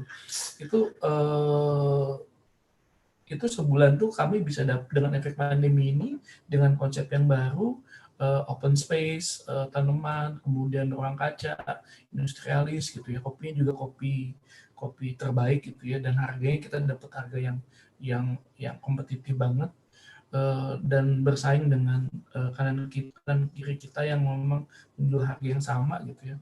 Itu ya kita bisa sebulan itu bisa 50 sampai 60 juta dalam 1 bulan. Omsetnya. Ya di situ kan kita bisa menghitung bahwa karena tempatnya bagus dan strategis. Sama juga di jalan juga sama seperti ini, adalah bulan yang kedua kita juga bisa mendapatkan biaya hampir sekitar segitu sebulannya. Mantap, luar biasa. Oke, dari Ibu Eni, bagaimana tipsnya dari Pak Oki agar bisnis kopi bisa bertahan di era pandemi? Ya, baik. Sebenarnya ini inovatif bahwa sekarang ini kan nggak cuman karena adanya aturan pemerintah. Jadi saya dan teman-teman juga tidak ingin apa yang kita lakukan itu melanggar aturan pemerintah. Jadi di Tebet misalnya kita berinovasi, dulu kita buka sampai jam 12 malam. Tapi dengan adanya aturan pandemi ini, kita ngikutin buka sampai jam 7. Mau nggak mau, tutup sampai jam 7 malam. Dan itu sangat berasa sekali waktu pertama-tama pandemi ini terjadi. Itu hampir kita hanya bisa mengandalkan pembelian lewat online, dan itu pun belum cukup untuk menambah gaji karyawan. Nah, mau nggak mau inovasi dimunculkan dengan ya tadi membuat dalam bentuk kemasan ataupun bisa di take away seperti yang disarankan oleh pemerintah ataupun juga oleh WHO dalam hal ini. Nah, lalu juga mengandalkan pertamanan gitu ya. Pertamanan, bahkan dengan pandemi ini saya bisa menjual sampai 50 liter kopi gitu ya. Dan itu nggak cuma punya saya, tapi juga punya teman saya gitu ya. Teman saya juga punya kopi, dan itu saya bisa jualin itu bisa sampai 50 liter dalam waktu kurang dari 1 bulan. Gitu. Jadi memang inovasinya apakah dalam bentuk ya cupnya dalam bentuk cup, kemudian penggunaan sosial media, penggunaan botol ya, saya lebih memilih penggunaan botol kaca dibanding botol plastik, tapi harganya sama karena kompetitornya adalah Starbucks gitu ya. Starbucks jual 80.000, saya bisa jual 80.000 tapi botolnya botol kaca. Gitu. Nah ini kelebihan yang kita selalu kedepankan. Meskipun juga ada banyak kompetitor lain yang membuat itu dalam bentuk plastik, tapi harganya beli 5.000 saya beli dengan botol kaca. Gitu. Ini yang coba dilakukan. Oke. Gitu. Jadi masih tetap dilakukan, Bu. Oke. Dari ini kita akan kembali lagi untuk sementara ini kita akan kembali lagi ke diskusi yang sebelumnya, yaitu artiannya adalah sampai ada pertanyaan untuk Pak Oki. Ini ada pertanyaan kembali lagi untuk Pak Hendy dari Instagram. Ya. Matiin ya. Oke. Jadi Pak Hendy, bagaimana caranya? Apa yang harus dipersiapkan kalau kita ingin menjadi, sebutnya apa? Peternak atau petani kopi ya? Sebutnya mungkin petani kopi. Ya. Apa yang harus dipersiapkan pertama kali? Silakan, Pak.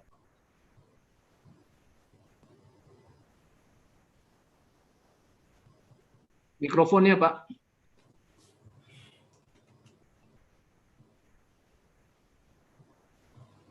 Apa ya? Jadi yang pertama mungkin gambaran umum mau jadi petani, pendamping petani, atau supporting petani.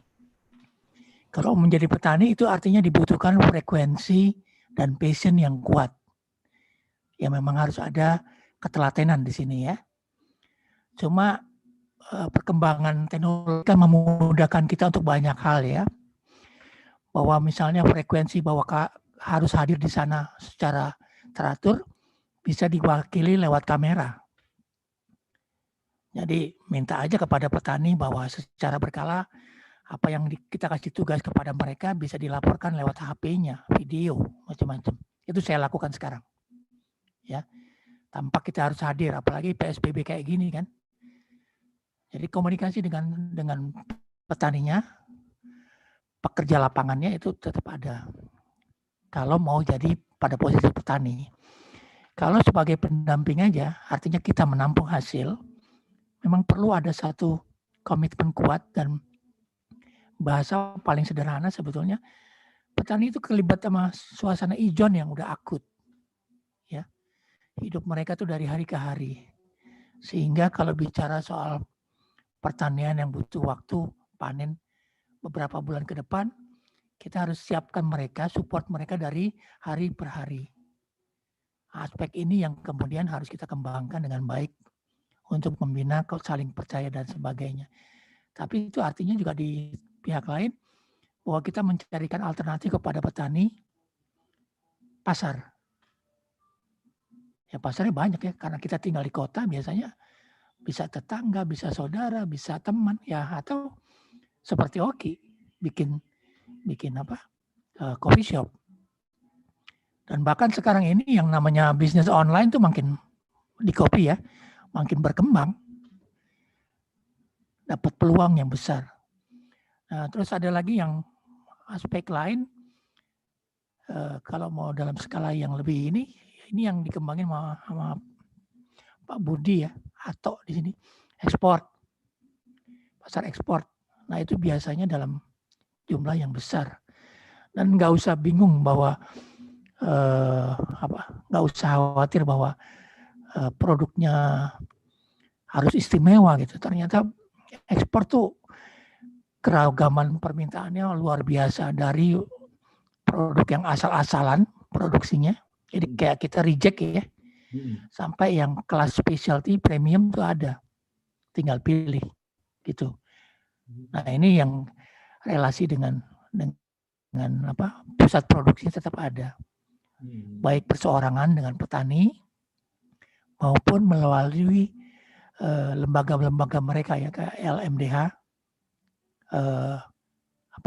Koperasi Petani, atau guyuban mereka gitu. Oke, jadi karena Pak Hendy tadi sharing tentang ekspor, ya kan, dengan praktisinya langsung di sini, katanya ada Pak Budiman Harjanto. Pak Budiman, kopi Pak Budiman, mungkin bisa sharing sedikit mengenai informasi ekspor dan komoditi kopi?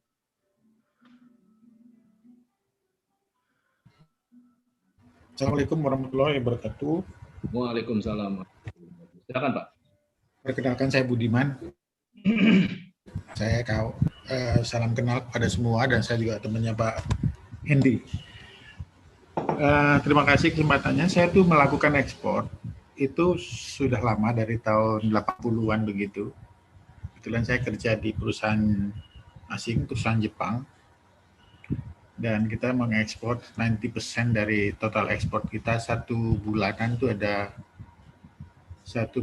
itu kira-kira 20 kali kira-kira 40 kontainer. Banyak ya? Ya, waktu itu banyak sekali. Dan kualitas seperti yang Pak Hendy tadi ceritakan, itu ada kualitas yang paling rendah maupun yang paling bagus. Kebetulan untuk komposisi yang bagus itu waktu itu ya, tahun 80 90-an itu masih jarang diproduksi di Indonesia, dan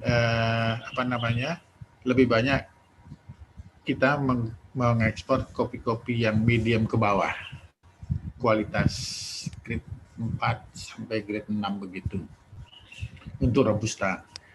Dan 90% itu Robusta yang kita ekspor. Ini kira-kira Pak ya, angkanya saya sudah lupa, itu sudah lama.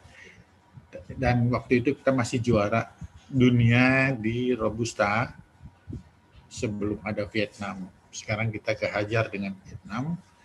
Untuk Robusta kita menjadi juara kedua sekarang.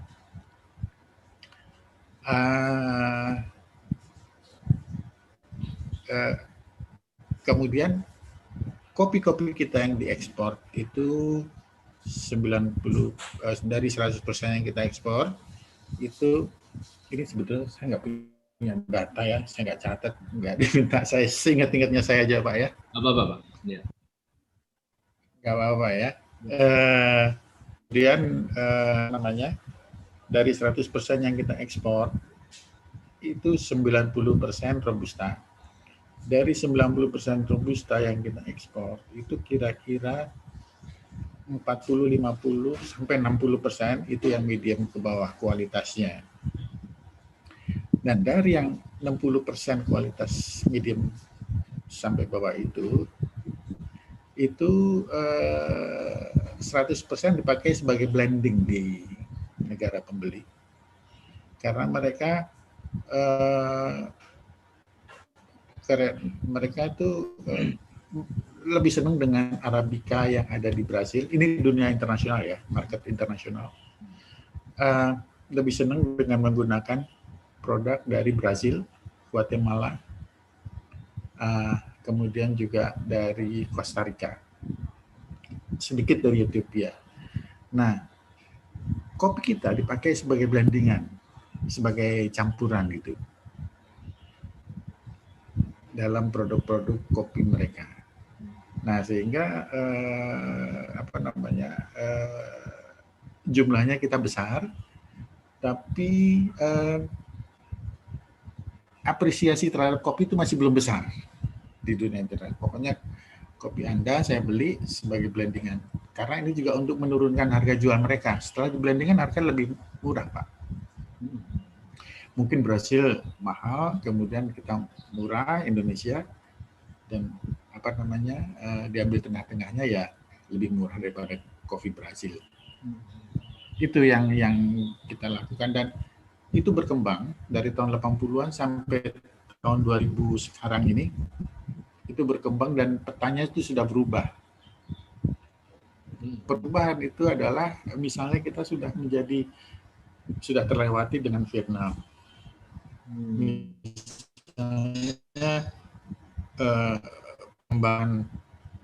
pengembangan penyuluhan petani di sini kurang, sehingga makin menurun produksinya.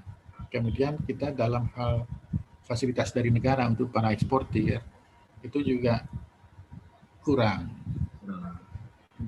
Misalnya kalau Vietnam itu, misalnya saya orang Vietnam, saya mau mengekspor barang-barang Vietnam menggunakan kapal Vietnam. itu akan lebih murah karena saya disubsidi juga oleh pemerintah Vietnam.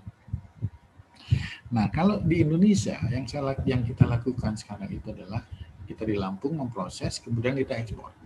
Kita cari kapal dulu. Nah, kalau cari kapal di Indonesia mahal, akhirnya kita cari kapal di Singapura, kita transit di Singapura. Nah, jadi kita nggak disubsidi oleh pemerintah atau dibantu oleh pemerintah. Ya lu cari aja sendiri pengangkutan, cari yang murah sendiri. Itu urusan lu. Selama lu udah bayar pajak sama gue, ya udah lu urusan sendiri. Kurang disupport itu penyebabnya. Nah, itu salah satu penyebab bahwa kopi kita kalah sama kopi Vietnam. Dalam hal jumlah upaya. Tapi kalau dalam hal rasa, the best. Saya itu the best. Karena faktor tanah, faktor petani, faktor cuaca, dan lain-lain itu. Baik, Pak Budi, terima kasih untuk informasinya. Ini saya di Instagram, ya. Ada yang bertanya lagi untuk Pak Hendy. Pak Hendy, untuk menjadi petani kopi, cuannya bagus nggak? Kurang lebih mungkin untungnya bagus nggak gitu loh. Terus berapa biaya untuk memulai usaha pertanian ya, mungkin pertanian kopi? Silakan, Pak. Di tempatku itu per ali kebun untuk sekitar 2000-an meter ya. Harganya sekitar belasan juta. Itu sudah ada pohon. Tapi biasanya harus diremajakan. Ya. Kita nggak memiliki tanahnya, cuma kita punya kesempatan untuk mengelola. Ya, mengolah.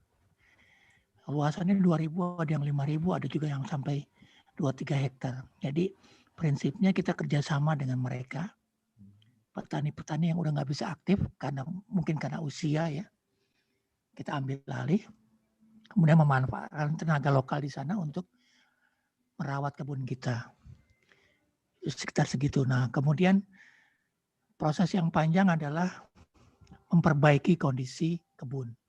Itu penggantian varietas, perawatan dan sebagainya yang alhamdulillah sekarang dengan bantuan teknologi nggak perlu 100% hadir selalu di tempat ya, bisa dengan remote lewat video dan foto hasil kerja mereka dilaporkan gitu ya. Yang ketiga itu biaya perawatan nggak terlalu tinggi, yang lebih tinggi itu sebetulnya biaya untuk upah kerja dan sebagainya. Nah, yang suka jadi handicap di sini kalau ada gangguan cuaca dan sebagainya ya, sehingga perhitungan produksinya bisa nggak sesuai dengan harapan. Tapi lebih dari itu, kita kalau mau juga terlibat, mungkin nggak cukup hanya di hulu, hasilkan green bean, tapi juga lihat di hilirnya. Sebab kerjasama dengan hilir yang baik, itu bisa meningkatkan harga jual produk kita gitu. Kayak aku jual ke Oki lebih gampang daripada jual ke pasar Santa. Karena kadang-kadang kita udah sama-sama kenal. Yang jadi hal-hal semacam itu kita perlukan gitu. Besarannya berapa ya relatif. Tapi yang menurutku menarik di sini adalah kopi jangan dilihat sebagai komoditas. Itu juga sebetulnya sesuatu yang kemudian memberikan aspek lain, kesenangan ya. Kebetulan saya suka ke aktivitas di outdoor. Jadi kalau datang ke kebun kopi enak banget rasanya, fresh. Jalan-jalan kayak gitu. Jadi aktivitas rekreasinya itu ternyata banyak kita dapatkan di sana. Jadi nggak cuma ngelihat itu sebagai komoditas jual beli, tapi juga aspek psikologis kalau kita datang ke desa, jalan-jalan di kebun, dan itu sesuatu yang sekarang ini sangat-sangat bagus itu. Dan itu yang kemudian sama teman-teman kayak Aji itu saya coba kembangin, ajak mereka, kita ada musim panen nih, main yuk ke kebun gitu. Oh bisa ya, jadi wisata wisata alam berarti ya? Wisata, iya betul. ekowisata, wisata kopi. Wisata kopi. Jadi di setting pada musim-musim tertentu biasanya yang enak sih musim panen ya. Jadi bisa ngelihat proses panjang dari buah sampai kemudian green bean. Ada proses pasca panennya, bisa ikut terlibat bagaimana cara memanen, bisa melihat bagaimana buah kopi diproses menjadi green bean dan sebagainya. Sampai kemudian ya kita bisa disiapkan area-area buat menginap, rekreatif ya, camping. Atau Pak Haji ya? Ada Pak Haji di ruangan kita sekarang? Ada. Ada ya? Baik. Mungkin Pak Haji mau share sedikit mengenai konsep wisata kopi. Silakan Pak Haji.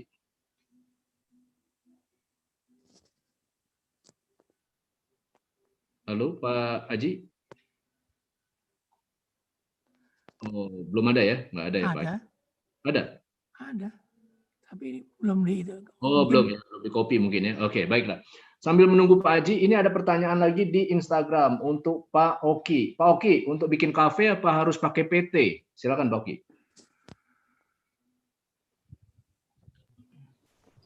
Baik. Kalau dari saya, kalau dari apa yang saya lakukan tidak pakai, belum sampai sejauh ini untuk jadi PT sih. Tapi memang idenya kami akan membuat itu dalam sebuah PT perusahaan sih. Karena kita berpikir sustainable-nya kayak gimana, lalu persiapannya, energinya akan habis kalau ngurusin seperti itu.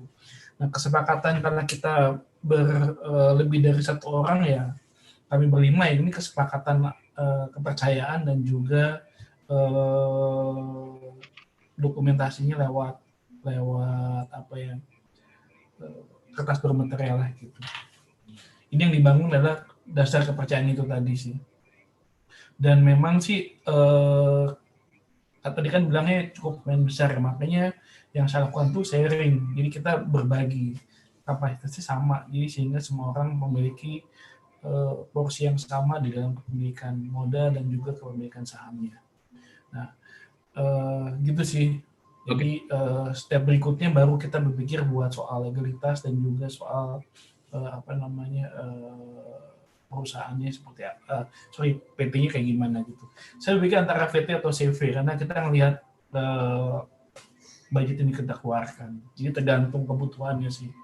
Begitu. Pokoknya bisnis mah jalan aja dulu ya, istilahnya. Nanti kalau udah ada hasilnya baru menyusun legalitasnya. Padahal nanti disusun legalitasnya ternyata bisnisnya nggak benar lagi, betul ya Pak ya? Betul. Kalau nah ini yang pengalamannya mungkin jadi dasar bahwa kadang-kadang kita berpikir administrasi yang jelimet seperti itu pada akhirnya ujung-ujungnya nggak jalan bisnisnya. Jadi semangatnya dibangun terlebih dahulu, termasuk tadi semangatnya ya tadi siapa? Oh ya saya konsultasi dengan Bang Hendy, dengan siapapun itu yang memang bermain di hulunya. Kalau malah saya mimpi pengen punya kebun kopi, tapi kan butuh waktu panjang ya untuk bisa. Kalau mau bikin bisnis kopi ya kopinya dulu yang udah ada gitu. Memanfaatkan kita nggak harus tanam sendiri, tapi ya teman-teman kita, saudara-saudara kita ataupun siapapun itu yang memang sudah menggeluti itu ya kita tampung itu. Gitu sih Mas Yovan. Ya. Ini saya sekarang kembali ke ruang chat room kita. Di sini Pak Hendy ada pertanyaan tadi. Itu adalah pertanyaannya untuk Pak Hendy, berapa banyak jumlah luwak yang dipelihara oleh Pak Hendy? Mungkin bisa nggak dijelaskan sedikit? Oh ya, untuk Bapak Ibu sekalian yang ada di dalam ruangan Zoom dan juga ada di live di YouTube dan di Instagram ya, Pak Hendy ini punya toko online di Tokopedia, namanya Robusta Fun Catang Malang. Jadi semua menu kopi beliau ada di situ. Kalau saya nggak salah, kopi luwaknya adalah seharga 150.000 per kemasan. Ya, jadi kalau mau tahu kopi luwak Pak Hendy, bisa langsung ke Tokopedia Robusta Fun Catang Malang. Nah, silakan Pak Hendy, dijawab dulu ini berapa banyak luwak yang dipelihara? Ini luwaknya luwak liar ya, bukan piaraan. Jadi memang luwak yang hidup di sekitar kebun. Nah, biasanya pada saat pembersihan kebun atau pada waktu panen itu ditemukan tuh tumpukan-tumpukan feses luwak yang dikumpulkan. Nah, kita membedakan itu kemudian kalau diketemu kebetulan di kebun Arabica, ya itu berarti luwak Arabica.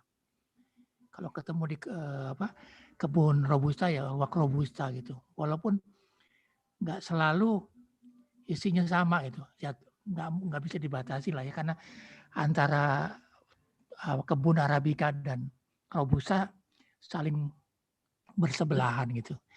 Cuma memang kalau mereka yang teliti secara bentuk, kita bisa tahu ya bentuk-bentuk biji Robusta itu lebih rounded ya, lebih gendut ketimbang Arabica yang cenderung lonjong. Nggak terlalu tepat, tapi cenderungnya begitu. Paling gampang nanti waktu dirasa. Arabica memang lebih wangi, lebih kuat aromanya, dan kalau sudah jadi fermentasi luwak ini, smoothnya akan terasa. Aftertaste-nya terasa itu. Jadi bukan dipiara, tapi luwak liar. Berarti kalau dipelihara itu sebenarnya tidak istilahnya, tidak memperhatikan animal welfare juga begitu ya? Mungkin di internasional nggak diterima malah ya? Ya nggak tahu lah itu masing-masing. Kalau di Bali kan mereka pageri ya. Oh, dipageri. Iya. Dipageri supaya luwaknya nggak keluar. Oke. Ini ada pertanyaan lagi dari Instagram untuk Pak Oki. Pak Oki, bagaimana caranya memilih karyawan untuk apa sebutannya? Kedai apa warung? Ya, kedai atau warung. Oke. Ya, sebenarnya kalau yang saya lakukan dengan tim buat hal ini adalah ya tetap kita bikin informasi lowongan di sosial media, di IG story, di WA story gitu ya. Waktu saya membuka Kopi Jadi itu ada 200 orang apply. Dan itu masuk di info lowongan Jakarta. Ada banyak barista dari yang profesional sampai yang coba-coba gitu ya. Ada yang baru lulus. Ya, kemudian proses berikutnya adalah melihat CV, pengalaman mereka. Lalu yang kedua melihat karakter orang-orang ini gitu ya. Loyal, kemudian butuh pekerjaan atau tidak gitu ya, atau cuma main-main, itu kan ketahuan. Dan kebetulan karena istri saya psikolog, jadi ya ikut temenin untuk interview si karyawan ini. Berarti kalau mau bisnis kopi harus punya istri psikolog ya? Tidak, tapi kan aturan-aturan itu ketahuan ya, tetap diketahui ya. Sebenarnya passionnya apa sih gitu loh. Nah, justru saya melihat teman-teman muda ini motivasinya, kemudian tujuan hidupnya gitu ya, itu seperti apa gitu ya. Nah, bahkan ada yang kenapa kamu sekolah gizi tapi jadi barista gitu ya, dan itu jarang banget ya. Taunya kan kita cuman bikin makanan ataupun ngitung diet. Nah, tapi ternyata emang dia melihat saya pengen menggunakan ilmu saya sebagian untuk kopi ini. Nah, itu muncul di saat proses interview. Nah, yang kedua kemudian latar belakang keluarga, kemudian kenapa bisa sampai jatuh cinta dengan kopi gitu ya, atau dengan menu yang lain. Nah, itu ada ceritanya. Nah, dari cerita tersebut ya akhirnya ya kami mendapatkan teman-teman yang loyal dan mau bekerja sampai sekarang gitu ya. Ya, alhamdulillah sampai saat ini sih yang membantu saya orangnya masih orang yang sama gitu ya.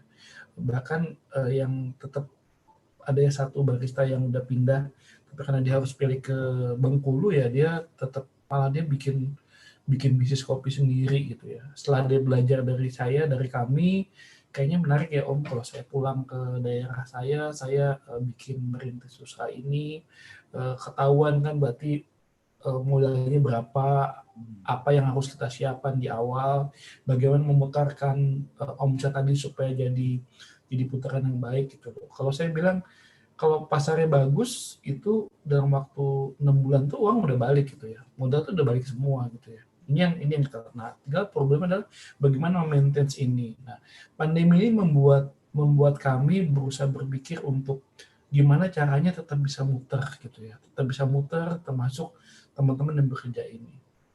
Dan yang kedua memberikan lapangan pekerjaan baru buat mereka yang memang butuh pekerjaan, butuh pekerjaan dan butuh kemampuan sesuai dengan kebutuhan mereka sehari-hari gitu ya. Begitu kira-kira ya. Begitu sih Pak Mas. Gitu. Ya. Oke. Jadi tadi Pak Oki bilang ada mantan karyawannya yang kemudian pindah ke Bengkulu ya. Nah, juga cara passion ya, artinya yang masih muda-muda. Di sini ada Nursia nih. Ini adalah Nursiani, Mbak Nursia adalah mahasiswi ya di Bengkulu ya. Juga di sini yang saya lihat datanya ada Mas Reza nih, Mas Reza juga mahasiswa nih, jadi harus tahu passionnya apa ya, apa mau memang bergerak di bidang apa perkopian ya, artinya komoditi agribisnis. Kalau mau serius berarti dari awal mungkin seperti itu ya. Oke, pertanyaan selanjutnya ya, ini banyak sekali dan saya ingin mengingatkan kepada Bapak Ibu sekalian bahwa kita live di 3 kanal ya, di Instagram, lalu kemudian di YouTube dan juga di Zoom. Ya. Nah ini ada pertanyaan. Saya kembali lagi ke apa namanya Zoom ya. Tadi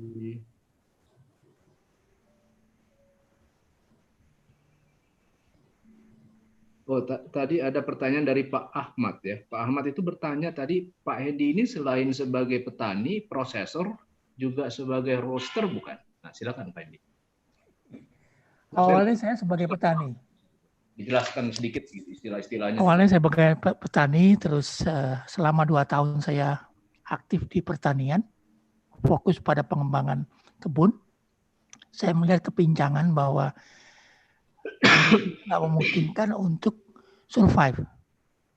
Jadi penetrasi tengkulak cukup kuat. Akhirnya saya agak bergeser. Nggak cuma fokus di kebun, tapi saya juga melihat peluang keluar. Ini kalau kayak gini nggak akan ketutup biaya-biaya operasional. Jadi bergeser masuk ke arah prosesor. Nah, green bean yang saya punya nggak dijual ke tengkulak, tapi saya proses. Ada juga yang saya kemudian roasting dan sebagainya. Cuma sampai tahap itu, karena untuk sampai ke bisnis yang lebih hilir lagi kayak Oki, sifatnya bukan lagi perkebunan udah, itu lebih ke entertainer ya, hiburan. Dan istrinya memang, juga. Kalau petani nggak perlu kan? Kenapa? Kalau mau menjadi seperti pemilik itu penikmatnya. Iya betul. Ini sampai ke situ aja. Kenapa begitu? Iklim seperti yang Pak Ato bilang, iklim di sini nggak sama ya. Sudah bertahun-tahun yang namanya petani itu memang dibuat sedemikian rupa tergantung baik oleh lingkungan sekitarnya maupun aparat. Semua kan disiapin, dikasih pupuknya palsu. Ada hal-hal yang jelek kayak gitu. Bibit sama juga. Bibitnya banyak yang nggak benar gitu. Jadi iklim yang diciptakan adalah petani terbiasa untuk menerima bantuan, bukan berkreasi. Itu nggak tahu lah nanti itu ini yang ke depan lagi ya, yang bisa dikembangkan. Tapi saya lihat iklim bahwa petani harus bangkit itu sudah mulai terasa dengan kalau jadi nih ya program pertanian sosial itu dikembangkan dengan baik. Sebab program yang ada sekarang ini pertanian sosial itu banyak sekali mengajak orang-orang kayak kita yang di kota sambil berrekreasi ke desa, bisa juga kemudian berkolaborasi dengan petani ya. baik untuk mendapatkan sumber pangan yang dari sumbernya, atau membantu ekonomi mereka untuk lebih bagus.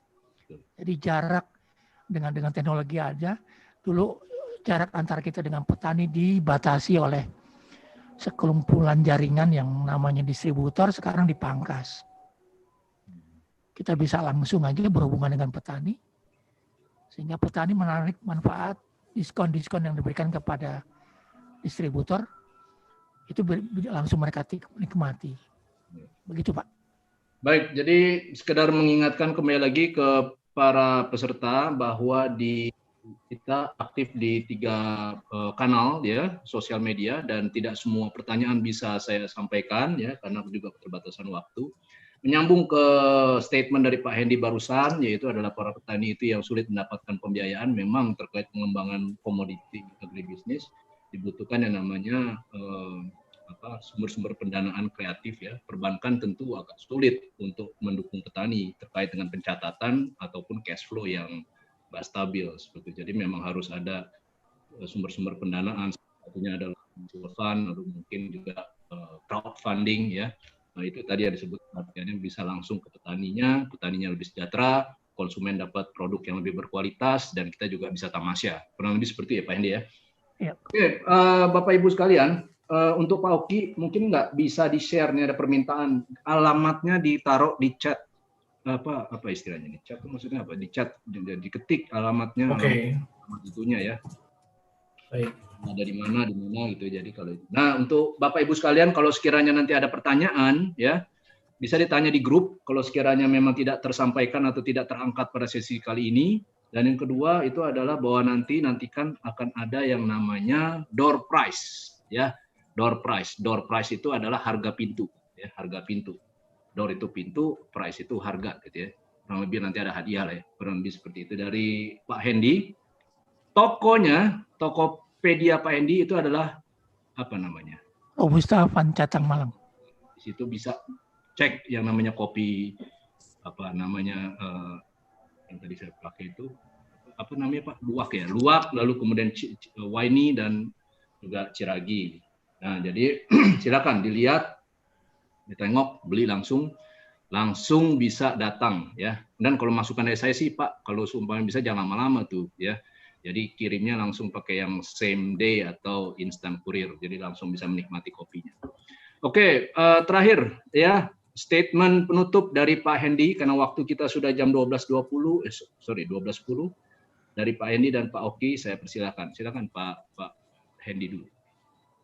Ya, terima kasih banyak teman-teman sudah mendengar. Saya mohon maaf bahwa presentasinya nggak sempurna, tetapi ada satu hal yang saya harapkan muncul ya, bahwa kita punya kesadaran, punya alam yang demikian kaya dan menghasilkan produk yang luar biasa istimewanya dari segi cita rasa. Lewat kopi lah kita bisa muncul di tatanan dunia, dan kopi salah satu komoditas yang menggeser produk ekspor lainnya. Dia mulai menjadi primadona gitu. Ada satu orang yang sebetulnya saya undang ya, tapi kayaknya nggak hadir. Itu Pak Prayitno. Itu duta besar kita di Azerbaijan, tapi sudah pensiun. Sebetulnya beliau punya pengalaman banget untuk bagaimana melihat kopi Indonesia di peta dunia gitu. Dan sekali lagi bahwa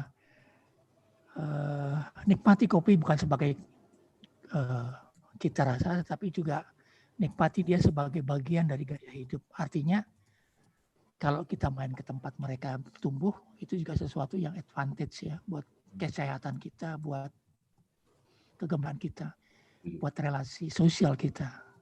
Semoga ini menjadi catatan Anda. Terima kasih. Mantap. Karena kopi itu kan KOPI, kawan orang pencari ilmu. Nah, seperti sekarang makanya kita minum kopi. Pak Oki, silakan. Closing statement dari Pak Oki. Apa nih kira-kira yang mau disampaikan kepada para pemirsa? Oke, saya sebenarnya mau jawab yang Pak Alferdin ya. Cuman mungkin silakan. Kalau misalnya mau ini boleh sih. Sebenarnya kopi yang saya jual tuh bervariasi. Jadi kadang kita punya menu yang harganya itu modalnya murah, cuman dijual harganya sama gitu ya.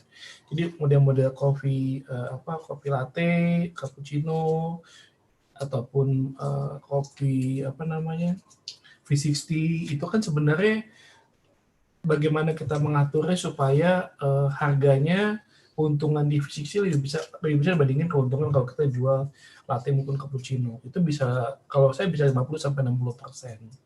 Jadi itu yang saya lakukan, dan ditambah lagi pegawai itu sekitar 30%, pegawai operasional buat listrik, buat internet, buat kebersihan, buat lain-lainnya, kadang juga iuran buat RT, dan juga jangan salah kita juga bayar pajak gitu ya. Nah, sisanya itu yang kita olah untuk bisa digunakan buat fase berikutnya. Berarti ya 30% buat gaji dan operasional, 30% buat bahan, 40% kita buat investasi alat, dan juga investasi dana buat supaya uang itu bisa balik modal. Gitu kira-kira. Mantap. Oke, jadi kalau yang terakhir mungkin kalau menurut saya teman-teman nggak usah berpikir panjang. Memang pikir panjang itu penting ya. Dan apalagi tadi bilang kalau misalnya mau franchise gitu ya. Nah itu macam-macam. Kadang-kadang orang tuh saya pernah yang diajakin ya, kalau merasa punya duit, jadi udah saya pengen dapetnya cepat gitu ya. Saya nggak bisa gitu. Harus lihat dulu pasarnya seperti apa. Kalau kita jual kopi seharga segini laku apa enggak. Nah ini yang terjadi. Kita kadang pengen cepat dapat balik modal, tapi kita kadang suka mengabaikan kualitas dan juga sumber daya manusia gitu. Nah, jadi kalau misalnya kita jual sesuatu ya kita siapkan dengan baik, dan jangan lupa cari partner yang benar gitu ya. Yang benar itu memang susah ya. Kalau saya lebih suka dengan teman dibandingkan dengan saudara gitu ya. Itu kira-kira dari saya tips ya. Jadi jangan nyerah, jangan khawatir, pasti teman-teman pasti bisa gitu ya. Sama tetap mau belajar dan juga berkolaborasi dengan siapapun. Itu sih dari saya, Mas. Semoga bisa menginspirasi teman-teman, kakak-kakak, bapak-bapak yang udah mungkin lebih senior dibanding saya gitu ya. Dan mudah-mudahan apa yang sudah saya lakukan ini bisa bermanfaat buat semuanya. Terima kasih. Jadi terima kasih untuk Pak Hendy dan Pak Oki. Ini ada alamat Pak Oki, alamat kafenya itu bisa dilihat di chat ya. Ini udah dituliskan, berikut juga nomor kontaknya. Beliau itu adalah konsultan juga, sebagai konsultan pendirian kafe. Kalau sekiranya ada di antara pemirsa yang di Zoom atau di Instagram Live atau di YouTube yang ingin membuka kafe kecil-kecilan, mungkin sekelas bubur kacang hijau ya Pak ya, juga diterima kan? Ya, di rumah juga bisa kok. Jadi sebenarnya modal di rumah tuh cuma nggak sampai 1 juta kalau saya mah. Tapi bisa buat bisnis kopi. Bisnis kopi gitu ya. Di bawah 1 juta. Baik. Ya. Oke, terima kasih. Saya haturkan utamanya kepada Pak Hendy dan Pak Oki sebagai narasumber kami, juga nggak kalah pentingnya untuk berbagai pihak yang sudah sharing ilmunya, seperti Pak Budiman, lalu kemudian Pak Aji ya. Mudah-mudahan sehat selalu sehingga bisa terus sharing ilmunya kepada orang-orang yang ingin beralih profesi atau ingin menggeluti agribisnis. Nah, jangan lupa bahwa nanti semua pertanyaan, kalau seumpamanya tadi ada yang bertanya juga, kapan bisa datang ke tempatnya Pak Hendy untuk ke kebun? Nah, itu nanti bisa di-sharing di grup, WhatsApp grup ya. Jadi artinya bisa diatur, di-organize di situ karena waktu kita terbatas ya. Sekali lagi saya ucapkan terima kasih atas sharingnya dari narasumber dan semua pihak yang membantu. Moga-moga kita bisa bertemu lagi pada bulan depan. Bulan depan apa agendanya? Lebih adalah mengenai bisnis ikan cupang. Ikan cupang kita akan bahas, kita akan angkat. Dari saya itu dulu. Terima kasih, sehat selalu, dan sampai berjumpa di sesi Zoom agribisnis dari TML Farm yang berikutnya. Terima kasih. Wabillahi taufiq wal hidayah. Assalamualaikum warahmatullahi wabarakatuh.